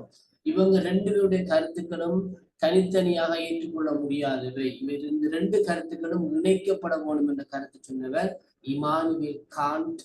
அவர் சொல்றார், பிள்ளைகள் பிறக்கின்ற போது அறிவாற்றலோட பிறந்தாலும் சூழலினூடாக பெற்றுக்கொள்கின்ற அனுபவத்தின் மூலமாகத்தான் அந்த அறிவு விருத்தி செய்யப்படுகின்றது, அந்த அறிவு அபிவிருத்தி அடைகிறது என்ற கருத்தை அவர் சொல்லி 2 சாராரை ஒன்றிணைத்து வைத்தார். இந்த காண்ட் சொல்றார். சரிதானே? ஓகே. அடுத்ததாக நாங்க பார்த்தோம் அறிவுண்டா என்னன்னு சொல்லி பார்த்தோம். அறிவு ஒன்றை பற்றி புரிந்து கொள்வது அல்லது ஒரு விடயத்தை பற்றிய விழிப்புணர்வு பெறத்தை நாங்க அறிவுன்னு சொல்லுவோம். அறிவு என்பது தவறிலிருந்து புறப்படுகின்ற அனுபவமாகவும் மொழிகள் உதவியுடன் ஒருங்கிணைக்கக்கூடிய சிந்தனையின் வடிவமாகவும் பொருளை உருவாக்கக்கூடியதாகவும் நாம் வாழும் உலகத்தை புரிந்து கொள்ளத்துக்கு உதவுகின்றது என்ற கருத்தும் அறிவு சம்பந்தமாக இந்த தத்துவ ஞானிகளாக முன்வைக்கப்பட்டிருக்கிறது. இந்த அறிவை பெறுதல் என்று சொல்றது புலக்காட்சி மூலமாக, கருத்து பரிமாற்றம் மூலமாக, காரணம் அறிதல் மூலமாக இடம்பெறுகின்ற செயற்பாடுகளை உள்ளடக்கியது என்ற கருத்தையும் இந்த தத்துவ ஞானிகள் முன்வைத்திருக்கிறாங்க. இறுதியாக நாங்க பார்த்தோம் இந்த கருத்து, இந்த அறிவுடைய வகைகளை பத்தி பார்த்தோம். 4 வடிவங்கள்ல இந்த அறிவு காணப்படுகிறது. கருத்து பரிமாற்ற அறிவு, சூழலை சமாளிக்கும் அறிவு, கருத்துக்களை உட்புகுத்துகின்ற அறிவு, பயிற்சிகளை வழங்குகின்ற அறிவு என்று பல்வேறு வடிவங்களில் இந்த அறிவு காணப்படுகிறது அப்படின்னு பார்த்திருக்கோம். இந்த அறிவுல இருந்துதான் பாடசாலை மாணவர்களுக்கு அறிவை போதித்தல், அறிவை வழங்கல் என்ற எண்ணக்கரு உருவாகிறது. அதைத்தான் நாங்க என்ன சொல்றோம், கலை திட்டம், கரிக்குலம் சொல்றோம். சரிதானே? இப்பதான் கரிக்குலத்துக்கு நாங்க வந்திருக்கிறோம். சரியா? ஓகே. அப்போ கலை திட்டம் என்றால் நாங்க ஆங்கிலத்துல கரிக்குலம் சொல்லுவோம். பிள்ளைகள் கரிக்குலத்துக்கு கலை திட்டம், பாடவிதானம் என்கின்ற கருத்து எல்லாமே காணப்படுகின்றது. இந்த பாடம் முற்றுமுழுதாக இந்த கலை திட்டம் சம்பந்தப்பட்டதுதான். சரிதானே? இந்த கலை திட்டத்தை நாங்க மிக தெளிவாக விளங்கிக் கொள்ள வேணும். நான் உங்களுக்கு ஆரம்பத்திலே சொன்ன மாதிரி இந்த பாடத்துல ஒரு பகுதி, எஞ்சிய பகுதி உங்களுக்கு 3rd இயர்ல இருக்கு. அது கலை திட்ட கோட்பாடுகளும் பிரயோகம் என்ற வடிவத்தில் இருக்கும். நாங்க இங்க கலை திட்டம்னா என்ன, கலை திட்டம் எப்படி உருவாக்கப்படுது, அந்த விடயங்களை நாங்க இந்த பாடத்துல நாங்க முக்கியத்துவம் கொடுத்து பார்ப்போம். சரியா பிள்ளைய? ஓகே. இப்ப இந்த ஸ்லைட கொஞ்சம் பாருங்க. வகுப்பறைக்கு உள்ளேயும் வெளியேயும், பாடசாலையில வகுப்பறைக்கு உள்ளேயும் வகுப்பறைக்கு வெளியேயும் பாடசாலை நடைமுறைப்படுத்தப்படுகின்ற சகல செயற்பாடுகளும் கலை திட்டம் எனப்படும். ஒரு ஸ்கூல்ல பிள்ளைகள் வகுப்பறைக்கு உள்ள நடக்கிறது. என்ன நடக்கும் வகுப்பறைக்கு உள்ள? கற்றல் கற்பித்தல் செயற்பாடு. வகுப்பறைக்கு வெளியில் என்ன நடக்கும்? விளையாட்டு போட்டி நடக்கும், கலை நிகழ்ச்சி நடக்கும், கண்காட்சி நடக்கும், ஓவிய போட்டி நடக்கும். என அத்தோட களப்பயணம் பாடசாலைக்கு வெளியில் நடக்கும், கல்வி சுற்றுலா நடக்கும். இவை எல்லாத்துக்கும் சேர்த்து வழங்குற பேர் தான் என்ன? என்ன? கலை திட்டம். கலை திட்டம். கலை திட்டம். அப்ப ஒரு வகுப்பறைக்குள் நடக்கிற கற்றல் கற்பித்தல் மட்டும் கலை திட்டம் இல்லை. அந்த வகுப்பறைக்கு உள்ள, வகுப்பறைக்கு வெளியில, பாடசாலைக்கு வெளியில, பாடசாலையோடு சம்பந்தப்பட்டு நடக்கிற எல்லா செயற்பாட்டுக்கும் நாங்க வழங்குகின்ற பேரு கலை திட்டம், கரிக்குலம் சொல்லி. விளங்கிட்டா? அப்போ பாடசாலையில பிள்ளைகள் விளையாட்டு போட்டிக்கு போறாங்க, பாடசாலையால ஸ்கூல் பிள்ளைகள் ட்ரிப் போறாங்க, பாடசாலையால மொழித்தின போட்டிகளுக்கு மாணவர்கள் போறாங்க, கணித வினாடி போட்டிக்கு போறாங்க, ஒலிம்பியாட்டுக்கு போறாங்க, சமூக விஞ்ஞான போட்டிக்கு போறாங்க சொன்னால் இது எல்லாமே கலை திட்டம் தான். கலை திட்டத்தை உள்ளடக்கப்படுற விடயங்கள் தான் இவை எல்லாம். அப்ப வெறுமனே கலை திட்டம் என்பது கற்றல் கற்பித்தலை மட்டும் உள்ளடக்கியது அல்ல. அந்த கற்றல் கற்பித்தலுக்கு மேலதிகமாக இடம்பெற எல்லா செயற்பாடுகளையும் உள்ளடக்கியதுதான் இந்த கலை திட்டம், கரிக்குலம் என்கின்ற இந்த சொல்லினால விளக்கப்படுகிறது. கிளியரா விளங்கிட்டா? விளங்கிட்டா? ஓ விளங்கிட்டு சார். சத்தத்தை காணுங்க. ஓ விளங்கிட்டு சார். கல்வியின்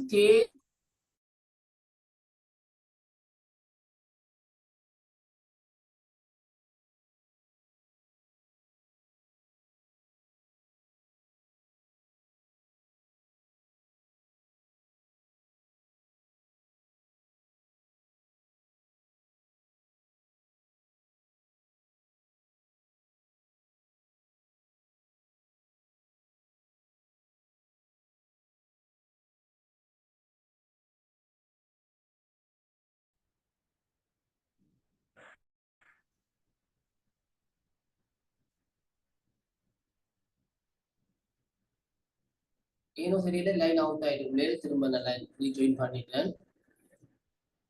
அப்ப கல்வியின் தேசிய குறிக்கோள்களை அடைவதற்காக பாடசாலைகளின் மூலம் மேற்கொள்ளப்படுகின்ற அனைத்து விதமான அனுபவ தொகுதிகளின் கூட்டு சேர்வையும் கலை திட்டமாகும்.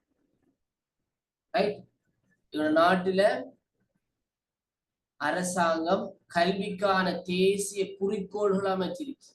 எத்தனை குறிக்கோள் இருக்கு தெரியுமா? கல்வியுடைய தேசிய இலக்குகள் குறிக்கோள் எத்தனை? 8. S, very good. 8 தேசிய இலக்குகள், 8 குறிக்கோள்கள் காணப்படும். இந்த குறிக்கோள்களை படிப்படியாக பாடசாலைகளின் மூலமாக அடைவதற்குத்தான் இந்த வகுப்பறைகள், ஆசிரியர்கள், பாடசாலைகள், பாட புத்தகங்கள், ஆசிரியர் அறிவுரைப்பு வழிகாட்டிகள் எல்லாமே வழங்கப்படுறதுக்காக இந்த கல்வியினுடைய தேசிய குறிக்கோள்கள் அடைகிறது. சரியோ?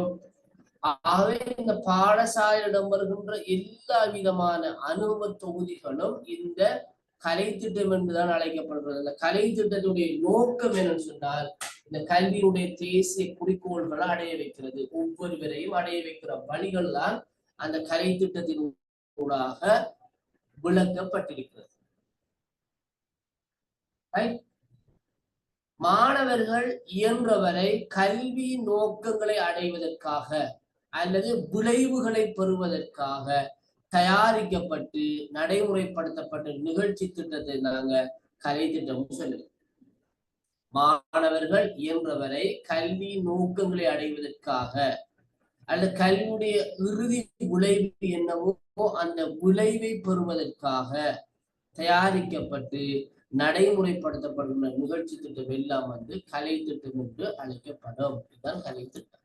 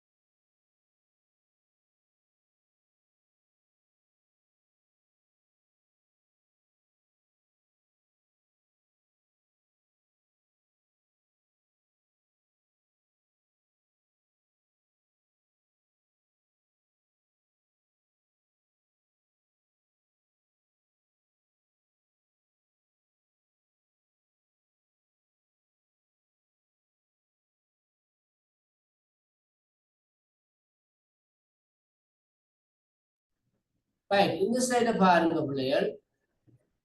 திட்டவட்டமான கால அளவிலும் இடத்திலும் திட்டவட்டமான கால அளவிலும் இடத்திலும் கல்வி புகட்டப்பட வேண்டியவர்களுக்கான நிகழ்ச்சி நிரல்களின் வாய்ப்புகளை பற்றிய கருத்துக்களின் தொகுப்பே கலை திட்டமாகும். அவ்வாறான ஒரு கருத்து திட்டவட்டமான கால அளவிலும் இடத்திலும். திட்டவட்டமான கால அளவு சொன்ன உதாரணமா பாடசாலை காலம் 13 ஆண்டுகள், இடம் வகுப்பறை பாடசாலை. கல்வி கூட்டப்பட வேண்டியவர்கள் யாரு? மாணவர்கள்.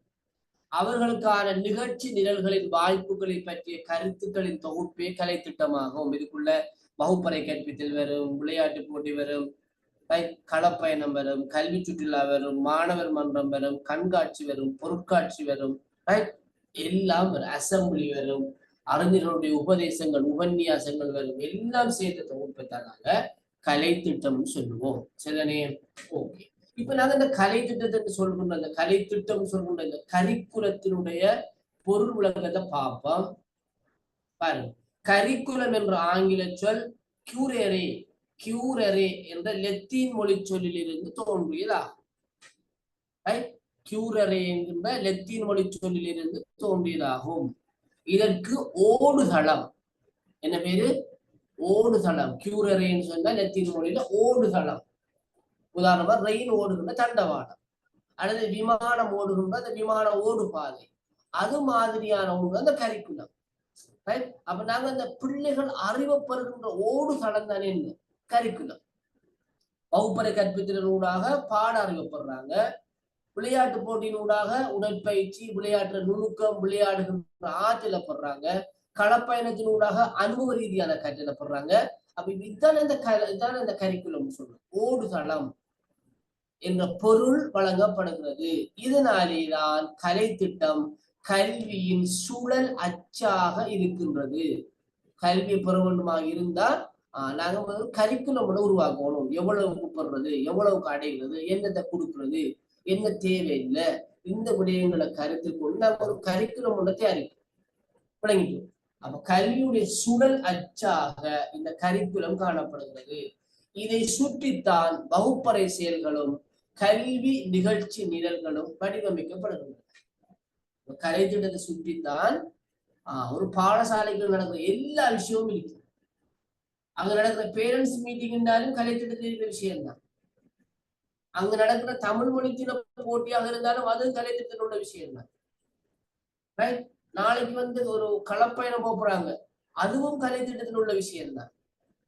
ரைட்? அடுத்த வீக் எக்ஸாம் இருக்குது, அதுவும் கலை திட்டத்தில் உள்ள விஷயம்தான். அப்ப ஒரு கல்வி நிகழ்ச்சி திட்டம் இதை சுற்றித்தான், இந்த கரிக்குலத்தை சுற்றித்தானே எல்லாமே நடக்குது. அதனால இந்த கரிக்குலம் என்கிறது ஓடுதளம்ங்கிற கருத்தை கொண்டதாக இருந்தது லத்தீன் மொழியில. அதைத்தான் நாங்க ஆங்கிலத்துல கரிக்குலம் பயன்படுத்துகின்றோம். சரியா? ஓகே. ஆசிரியர் துணையுடன் மாணவர்கள் ஈடுபடும் எல்லா செயற்பாடுகளும், ஒரு ஆசிரியர் துணையோட மாணவர்கள் ஈடுபடுகின்ற எல்லா செயற்பாடுகளும், அவர்கள் பெறும் பல்வேறு அனுபவங்களும் கல்வி நோக்கங்களை அடைய உதவுமாயின் அவை அனைத்தும் கலை திட்டத்தில் உள்ளடங்கும். ஒரு ஆசிரியர் துணையோட மாணவர்கள் செயற்படுற எல்லா செயற்பாடுகளும், எல்லா விதமான அனுபவங்களும், கல்வியில நோக்கம், நாங்க ஏற்கனவே பார்த்துக்கோம், தேசிய இலக்கு 8 சொல்லியிருக்கோம். அந்த நோக்கங்களை அடைய உதவுமாயின் அவை அனைத்தும் கலை திட்டத்தில் உள்ளடங்கும். சரியோ? ஓகே. இப்ப கலை திட்டத்தை பத்தி ஒரு அளவுக்கு ஒரு மேலோட்டமான ஒரு விளக்கம் உங்களுக்கு கிடைச்சிருக்குன்னு நான் நம்புறேன். இன்னும் கலை திட்டம் உண்டா என்னென்று விளங்கதால் இருக்கீங்களா பிள்ளைகள்? யாருக்காவது இன்னும் விளக்கம் தேவையா?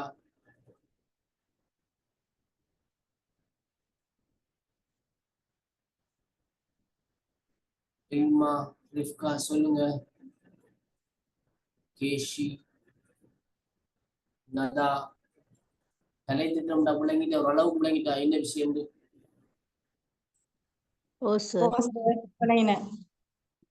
பாடசாலைக்குள்ள நடக்கிற எல்லாமே கலை திட்டம் தான். அது வகுப்பறைக்குள்ள நடக்கிற கற்றற்கற்பித்தலாக இருந்தா அதுக்கு பேரு மைய கலை. பாடசாலைக்குள்ள நடைபெற எல்லா செயற்பாடும் கலை. அது வகுப்பறையில் நடக்கிற கற்றற்கற்பித்த செயற்பாடாக இருந்தா அதுக்கு பேரு மைய கலை திட்டம்.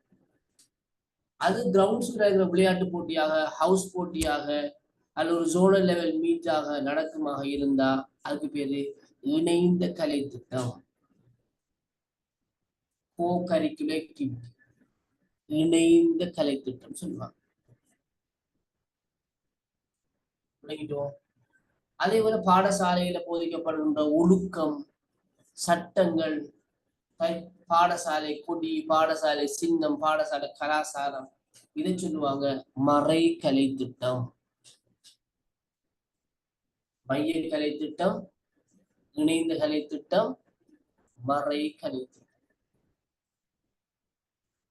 கலை திட்டத்துல 3 வடிவங்கள் இருக்கு. நாங்கெல்லாம் பார்ப்போம் தனித்தனியா. சரி, இப்ப நான் உங்களுக்கு கலை திட்டத்தை பற்றி விளக்கம் அளவுக்கு தந்துட்டேன். வகுப்பறையில நடக்கிற கற்றல் கற்பித்த செயற்பாடு, ஆய்வுடுத்து நடக்கிற பரிசோதனை எல்லாமே முறை சார்ந்த கலை திட்டம்.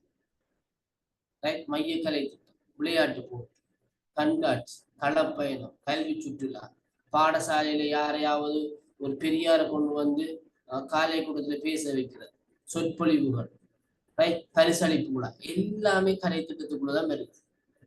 அப்புறம் பாடசாலைக்குள்ள ஆசிரியர துணையோடு இடம்பெறுகின்ற கல்வியோட நோக்கங்கள் அடைகிறதுக்கு உதவக்கூடிய எல்லா செயற்பாடுகளும் கலை திட்டம் நாங்க பார்த்துட்டோம்.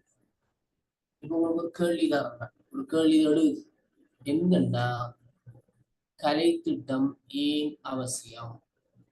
அது கலை திட்டத்துக்கு முக்கியத்துவம்.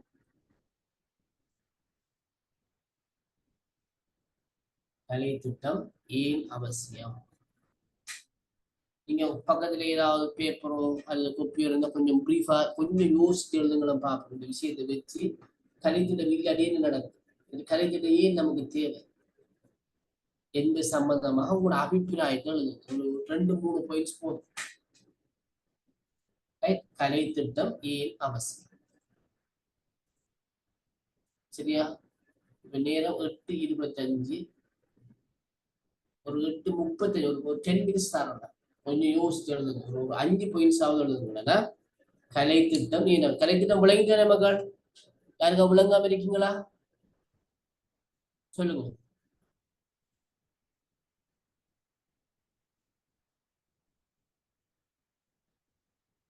விளங்க. ருஸ்கா, கேஷி, இல்மா, நதா,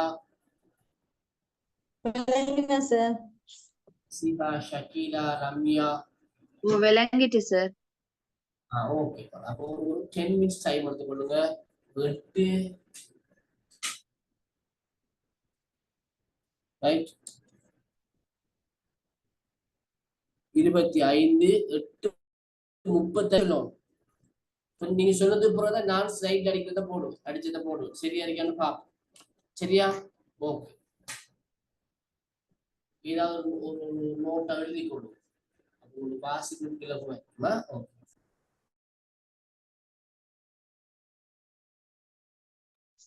சார் லாஸ்டா என்ன செல்லுமா?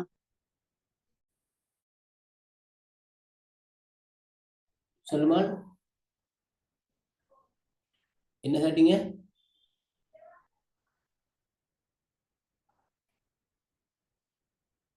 லாஸ்டா சொன்னது ஒன்றும் விளங்கல சார். என்ற நெட்வொர்க் இங்க மழைன்றதுனால கட் ஆகிட்டு ஜாயின்ட் ஆறு. கொஞ்சம் செல்லில் மெனசனுண்டு.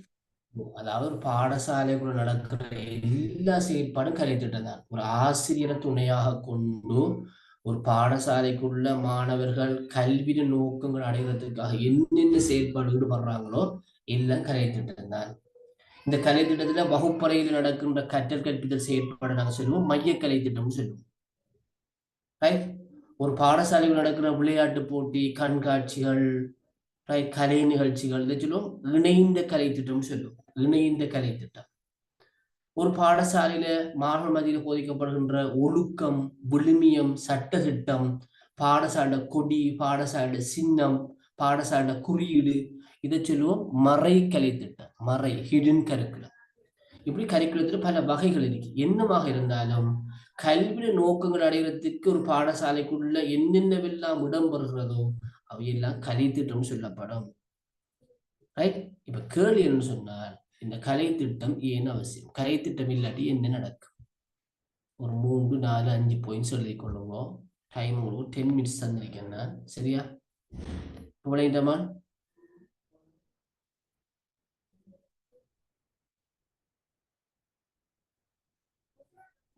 ஓகேவா சார்? நீங்க பேசுறது கிளியர் இல்ல சார். அப்படியா? மற்றவர்கள் அப்படியே ரிஃப்கா அப்படியே இருக்குதா? ரிஃப்கா இல்ல கிளியர். சார் இல்ல சார் நல்லா கிளியரா இருக்கு. அப்போ உங்களோட கீழே உங்களோட நெட்ஒர்க்ல நம்ம சிக்கிறதுக்கு போல. ஏன்னா நான் வந்து வைஃபை யூஸ் பண்ணேன், நான் எஸ்எல்டி. நெட்வொர்க் எரர் எனக்கு வர நினைக்க உங்களுக்கு பெரிய மழை பெய்யுதா சக்கிலா? இப்ப விளங்குச்சு சார்.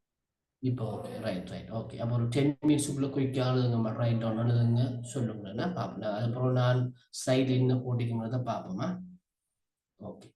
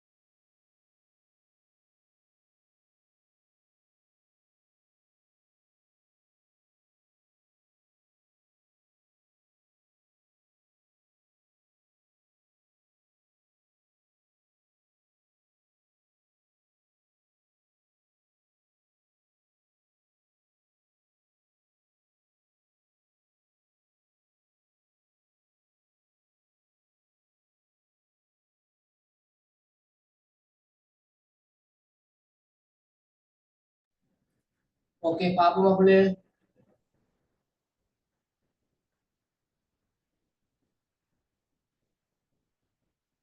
கலை திட்டம் ஏன் அவசியம்?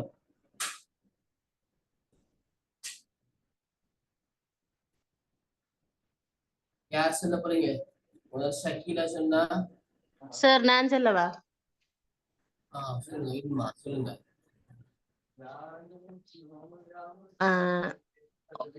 ஒரு மாணவருக்குள்ள பலதரப்பட்ட திறன்கள் ஆளுமைகளை வளர்க்கறதுக்கு கலை திட்டம் அவசியம். அப்படின்னா படிப்பு மட்டும் இல்லாம விளையாட்டு அப்படி பல்வேறுபட்ட இதுகள் இந்த ஒவ்வொரு தனிப்பட்ட மாணவருக்குள்ளும் பலதரப்பட்ட திறன்கள் ஆளுமைகள் வளர்க்கறதுக்கு கலை திட்டம் அவசியம். அடுத்தது இந்த பொதுவா பாடசாலைன்னு சொல்லி எடுத்துக்கொண்டால் இந்த எல்லா மாணவர்களும் ஒரே மாதிரி இல்ல, பல வகைப்பட்ட இப்ப சில மாணவர்களுக்கு இப்ப ஒரு முறையில படிக்கக்கூடிய இந்த விதத்துல படிக்கக்கூடிய மாணவர்கள் அப்படின்னா கல்வி அறிவை பெறக்கூடிய மாணவர்கள் பல்வேறு வகைப்பட்டவர்கள் ஒவ்வொரு பாடசாலைக்கும் வார. அப்ப அப்படிப்பட்ட மாணவர்கள் அனைவருக்கும் அந்த ஏதோ ஒரு முறையில அறிவு கிடைக்கிறதுக்கு இந்த கலை திட்டம் உதவியாக இருக்கும். வெவ்வேறுபட்ட மாணவர்கள் ஈக்கிறதால. அடுத்து மாணவர்களுக்கு சலிப்புத்தன்மை இல்லாம தொடர்ச்சியாக இந்த சுறுசுறுப்பாக இயங்கி படிக்கிறதுக்கு கலை திட்டம் அவசியமே. இந்த வகுப்பறையில கற்றல் செயற்பாடு மட்டும் இல்லாம மத்த களப்பயணங்கள் சுற்றுலா அதெல்லாம் போச்சுல பிள்ளைகளுக்கு சும்மா சந்தோஷமும் இந்த படிப்புல சலிப்புத்தன்மை இல்லாம ஸ்கூலுக்கு வர விருப்பப்படுவாங்க, கட்டடிக்காம. அப்படி அதுகளுக்கெல்லாம் இந்த கலை திட்டம் ஈக்கிறதுல. அடுத்தது பாடசாலை எடுத்துக்கொண்டா ஒரு பாடசாலையிட இந்த தரத்தை முன்னேற்றத்துக்கும் கலை திட்டம் அவசியம். அப்படின்னா இப்ப பொதுவாக இந்த ஒரு நிகழ்ச்சிகள் செய்யற ஸ்கூலுகளுக்குத்தான் இந்த கூடுதலான இந்த இது இப்ப நேஷனல் ஸ்கூல் ஆகிறதுக்குரிய வாய்ப்புகள் எல்லாம் எல்லா இதுகள்லயும் முன்னேற்றம் ஈக்கச்சல்லதா. எல்லா துறைகள்லயும் பாடசாலை ஒன்றுல முன்னேற்றம் இருந்தாதான் அந்த பாடசாலைக்கும் அது இந்த எதிர்காலத்துல நல்ல ஒரு பாடசாலையும் ஒரு நல்ல ஒரு இடத்துக்கு இதாகிறதுக்காக இருக்கும் கலை திட்டம். அவ்வளவுதான் சார். சார் நான் சொல்லவா? ஷக்கீலா. கலை திட்டம் வந்து தனியார் தேவைகளை பூர்த்தி செய்யறது கட்டாயம் அவசியம். ஒரு பாடசாலையில சமூகத்தின் தேவைகளை பூர்த்தி செய்யறதுக்கும் அவசியம், எதிர்கால தேவைகளை நிறைவேற்றதுக்கும் அவசியம், தேசிய தேவைகளையும் நிறைவேற்றது வேணும். பாடசாலையின் சமூகத்தின் உளவியல் தேவைகளை நிறைவேற்றது கட்டாயம் கலை திட்டம் அவசியம். Okay, very good. வேறு யாராவது கலை திட்டம் ஏன் அவசியம்? சார், ஒரு பாடசாலையில் வந்து இயக்கத்திற்கு அத்தியாவசிய ஒன்றாக கலை திட்டம் காணப்படுகிறது. அதாவது குறிப்பிட்ட ஒரு ஆண்டுல வந்து பாடசாலை எவ்வாறு செயற்பட்டு நேர்த்தியாக அந்த ஆண்டை முடிக்க வேண்டும் என்பதை ஒரு கலை திட்டம் மூலமாத்தான் அதை ஒரு பாடசாலை திட்டமிட்டு கொள்ள எப்படி இயங்க வேணும், பாடசாலைகள் நடக்க வேணுங்கிற அவ்வளவு கலை திட்டம் தெரியும். ஓகே, அந்த வந்து பாடசாலையின் சட்ட திட்டங்களை பேணுவதற்கு கலை திட்டம் அவசியமாகிய என்று சொன்னால், ஒரு பாடசாலையிட திட்டமிடப்பட்ட ஒரு சீருடை சின்னம் கொடிகள் காணப்படிய சந்தர்ப்பத்தில் அதில் ஏதாவது ஒரு மாற்றங்களோ இல்லாட்டி அதில் என்ன சரி ஒரு சேர்த்து கொள்ள வேண்டிய அம்சங்கள் இருந்தால்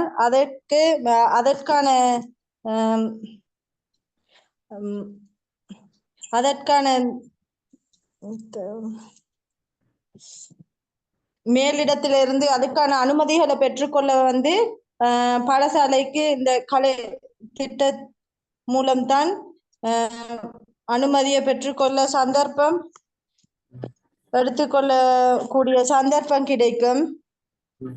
அடுத்த வந்து கட்டாயமாக ஒரு ஆசிரியருக்கு வந்து மாணவர்களின் கல்வி செயற்பாடு வந்து சிறப்பாக நடைபெறுவதற்கு வகுப்பறை கலை திட்டம் அவசியப்படுகிற என்றால் தவணைக்குரிய பாடங்களை முழுமையாக நடைபெற்று முடிப்பதற்கும் அந்த தனி நபருடைய மாணவர்களுக்கான ஆளுமை வேறுபட்ட திறன்களை வளர்த்து கொள்வதற்குமான சந்தர்ப்பத்தை எடுத்துக்கொள்வதற்கு கலை திட்டம் அவசியமாகின்றது. பாடசாலை மேலதிக செயற்பாடுகள் பாடசாலையிலே இருந்து பெற்றுக்கொள்ள நேரத்தை காலத்தை முன்கூட்டியே அறிவதற்கு வந்து பாடசாலையிட வந்து கலை திட்டம் தான் அவசியப்படி என்றால் வருடாந்த கலை விழா கண்காட்சிகள் மோட்டிவேஷன் நிகழ்ச்சிகள் நடப்பதற்கு அந்த காலம் நேரத்தை பெற்றுக்கொள்வதற்கு கலை திட்டம் தான் அவசியப்படுகின்றது சார். ஓகே, வேறு யாராவது?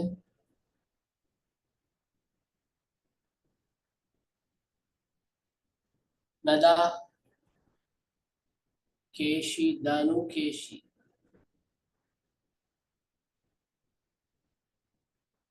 ரம்யா, நசீஹா,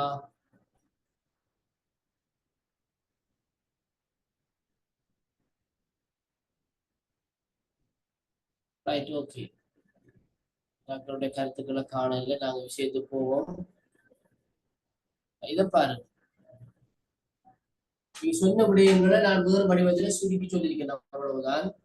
கல்வியின் ஓடுதளமாக கலை திட்டம் காணப்படுது. நீங்க சொன்ன விஷயம் ஒரு பாடசாலைக்குள்ள என்ன நடக்க வேணும், எப்போது நடக்க வேணும், எவ்வாறு அது இடம்பெற வேணும் என்கிறதை எல்லாம் டிசைன் பண்றது கலை திட்டம் தான். அதான் ஓடுதளம்.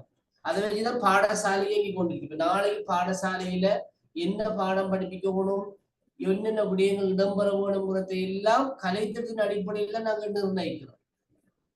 கல்வியுடைய ஓடுதளமாக கலை திட்டம் காணப்படுகிறது. இரண்டாவது, பாடசாலைகளில் வகுப்பறை செயற்பாடு, நூல் நிலையம், ஆய்வுக்கூடம், தொழிற்கூடம், விளையாட்டு மைதானம், கைவேலை போன்ற அனைத்து செயற்பாடுகளை ஒன்றிணைத்து அவற்றின் அனுபவங்களை மாணவர்களுக்கு வழங்குவதற்கு. இல்மா சொன்ன மாதிரி பாடசாலையில எல்லா பிள்ளைகளும் ஒரே மாதிரி படிக்க மாட்டாங்க. சில பிள்ளை விளையாட்டுல ஆர்வம், சில பிள்ளைகளுக்கு புதிய விடயங்களை செய்வதில் இன்ட்ரெஸ்ட். அப்போ எல்லா வகையான பிள்ளைகளையும் இருப்பாங்க. அவங்க எல்லாரையும் ஒன்றிணைத்து தேவையான அனுபவங்களை வழங்குறதுக்கு எங்களுக்கு ஒரு கலை திட்டம் இருக்கணும். கலை திட்டம் ஒன்றுமில்ல, பிள்ளைகள் ஒரு பாடசாலையில என்ன இடம்பெற வேணும்ன்ற அந்த உள்ளடக்கம் தான். பாடசாலைக்கு உள்ள இடம்பெற எல்லா செயற்பாடும் கலை திட்டத்துக்குள்ள அப்ப அது திட்டமிட்டு இருக்க வேணும், முன்கூட்டியே தீர்மானிக்கப்பட்டிருக்க வேணும். அதான் முக்கியமான விஷயம். சரிதானே? ஓகே.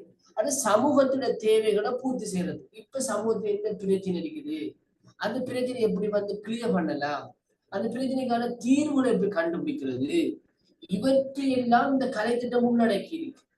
அதான் கலை திட்டம் அடிக்கடி மாறுறது. எங்கடாக்க சொல்லுவாங்க சிலபஸ் மாறுது. கலை திட்டம் மாறுறது இதுதான்.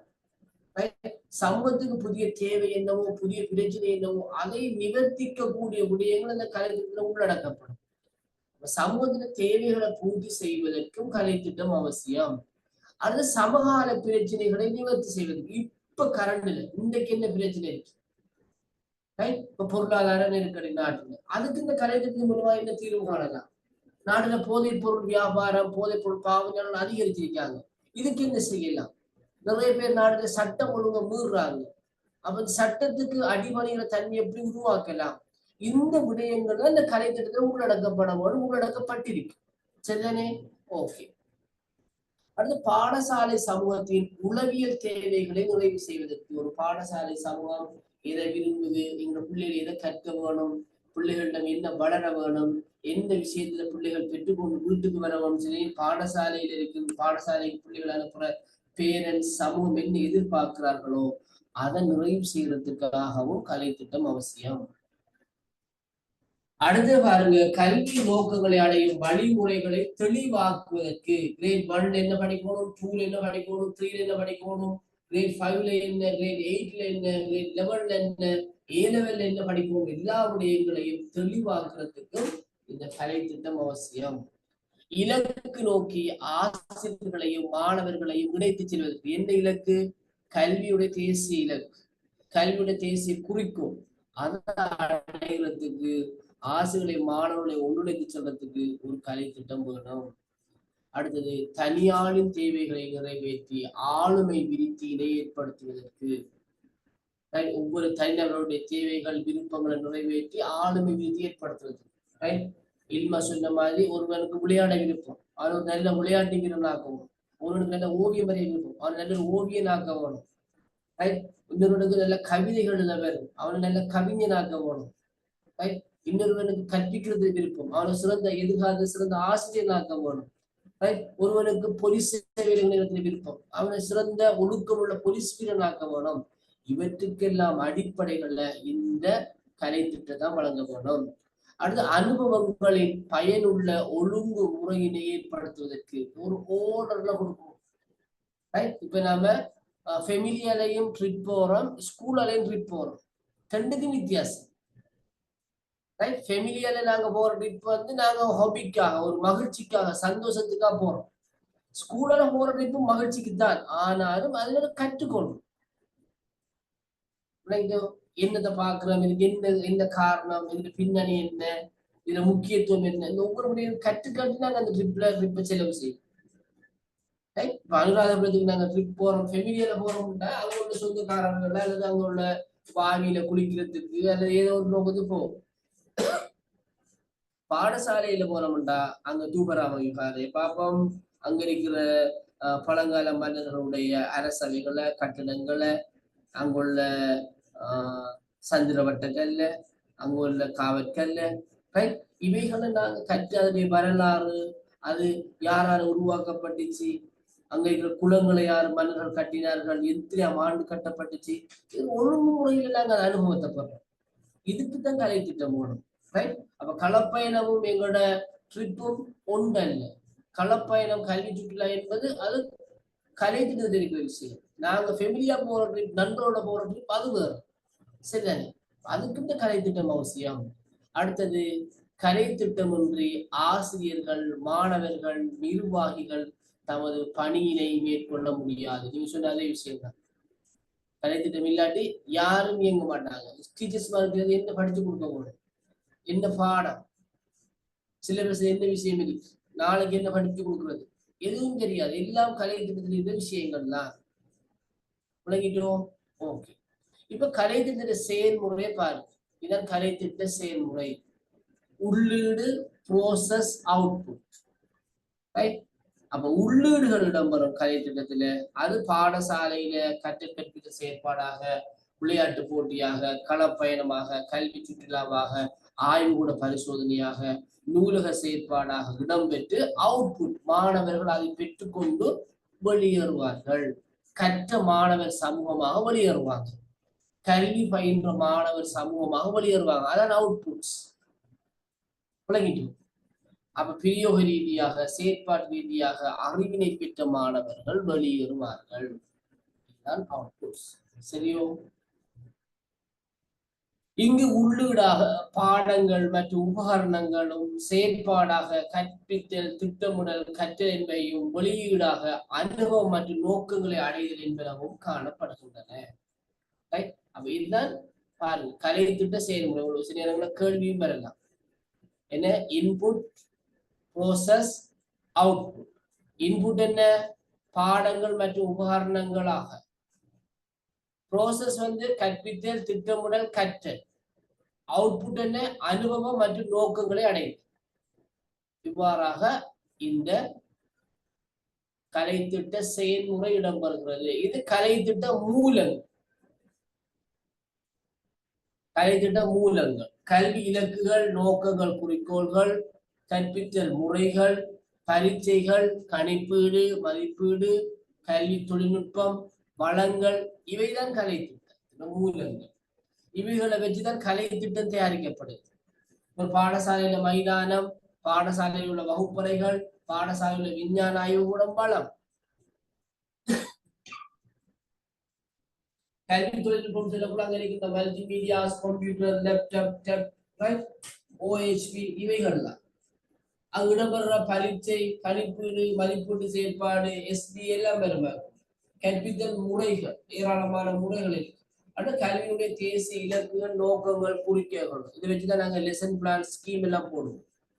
இவைகள் தான் கலைத்திட்டத்தினுடைய மூலங்கள், சோர்ஸ். அடுத்து கலைத்திட்டத்தினுடைய வளர்ச்சி படிநிலைகள். கலைத்திட்டத்தினுடைய வளர்ச்சி படிநிலைகள் 5 கட்டங்களை கொண்டதாக இருக்கு கலைத்திட்டம். ஒன்று நோக்கம், இலக்கு, குறிக்கோள்களை அமைக்கிறது, கற்றல் அனுபவங்களை தேர்ந்தெடுக்கிறது, உள்ளடக்கத்தை தேர்ந்தெடுக்கிறது, கற்றல் அனுபவங்களை உள்ளடக்கத்தை முறைப்படுத்தி முழுமையாக்குறது, மதிப்பீடு செய்வது. ஞாபகத்தை வச்சுக் கொள்ளணும் பிள்ளைகள். இதான் கலை திட்ட வளர்ச்சி படிநிலை. முதலாவது நோக்கம், இலக்கு, குறிக்கோள் அமைக்கிறது. என்னத்துக்காக நம்ம இந்த கலை திட்டத்தை உருவாக்குறோம், இதை அடைகிறது எங்களோட குறிக்கோள், நோக்கம். இரண்டாவது கற்றல் அனுபவங்களை தேர்ந்தெடுக்கிறது. எப்படி இதை நாங்க கொண்டு பிள்ளைகளை சேர்க்க போறோம், மாணவர்களுக்கு எப்படி நாங்க வழங்க போறோம். அதனுடைய உள்ளடக்கத்தை தேர்ந்தெடுக்கிறது. உள்ளடக்கம், கண்டென்ட், சப்ஜெக்ட் கண்டென்ட் நாங்க சொல்லுவோம், அதான் இந்த கண்டென்ட். அப்புறம் கற்றல் அனுபவங்களை உள்ளடக்கத்தை முழுமைப்படுத்தி முழுமையாக்குது, அதான் கற்பித்தல் செயற்பாடு. பிறகு இறுதியாக வந்து இந்த நோக்கம் அடையப்பட்டதா, எந்த அளவுக்கு அடையப்பட்டிருக்கிறது என்கிறத வந்து நாங்க மதிப்பீடு செய்யறது, இவெலுவேட் பண்றது. இதான் இந்த கலை திட்டத்திலே வளர்ச்சி படிநிலைகள். சரிதானே? ஓகே. இத்தோட இந்த முதலாவது செஷன் நிறைவுக்கு வருது.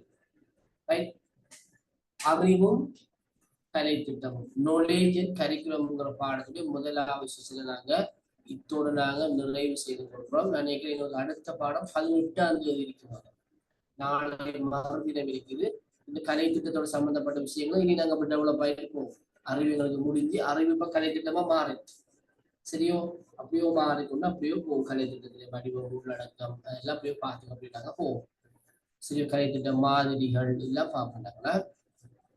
இந்த கிளாஸ் நீங்க சில நேரங்கள்ல கட் பண்ணி மிஸ் பண்ணினீங்கன்னா உங்களுக்கு அடுத்த கிளாஸ் இருக்கிற விஷயம் விளங்க மாட்டாங்க. ஏதோ தொடர்ச்சி தன்மை இருக்குது. இப்ப ஆசிரியர்களாக இருந்தா உங்களுக்கு சில விஷயங்கள் விளங்கும். நீங்க இப்ப அட்வான்ஸ் முடிச்சாக்கள் தானே, அப்போ கிளாஸை கட் பண்ணாம இருக்கு, தொடர்ச்சியாக அந்த கிளாஸ்ல இணைஞ்சு கூடுதல் பயனை பெற்றுக்கொள்ளுமா கூறி இந்த கிளாஸுக்கு என்னோட இணைஞ்சு கொண்டிருந்த ஒரு அனைவருக்கும் நன்றியை கூறி விடைபெறுகிறேன். அஸ்ஸலாமு அலைக்கும். வணக்கம். குட் நைட்டா. வலைக்கும் அஸ்ஸலாம் சார்.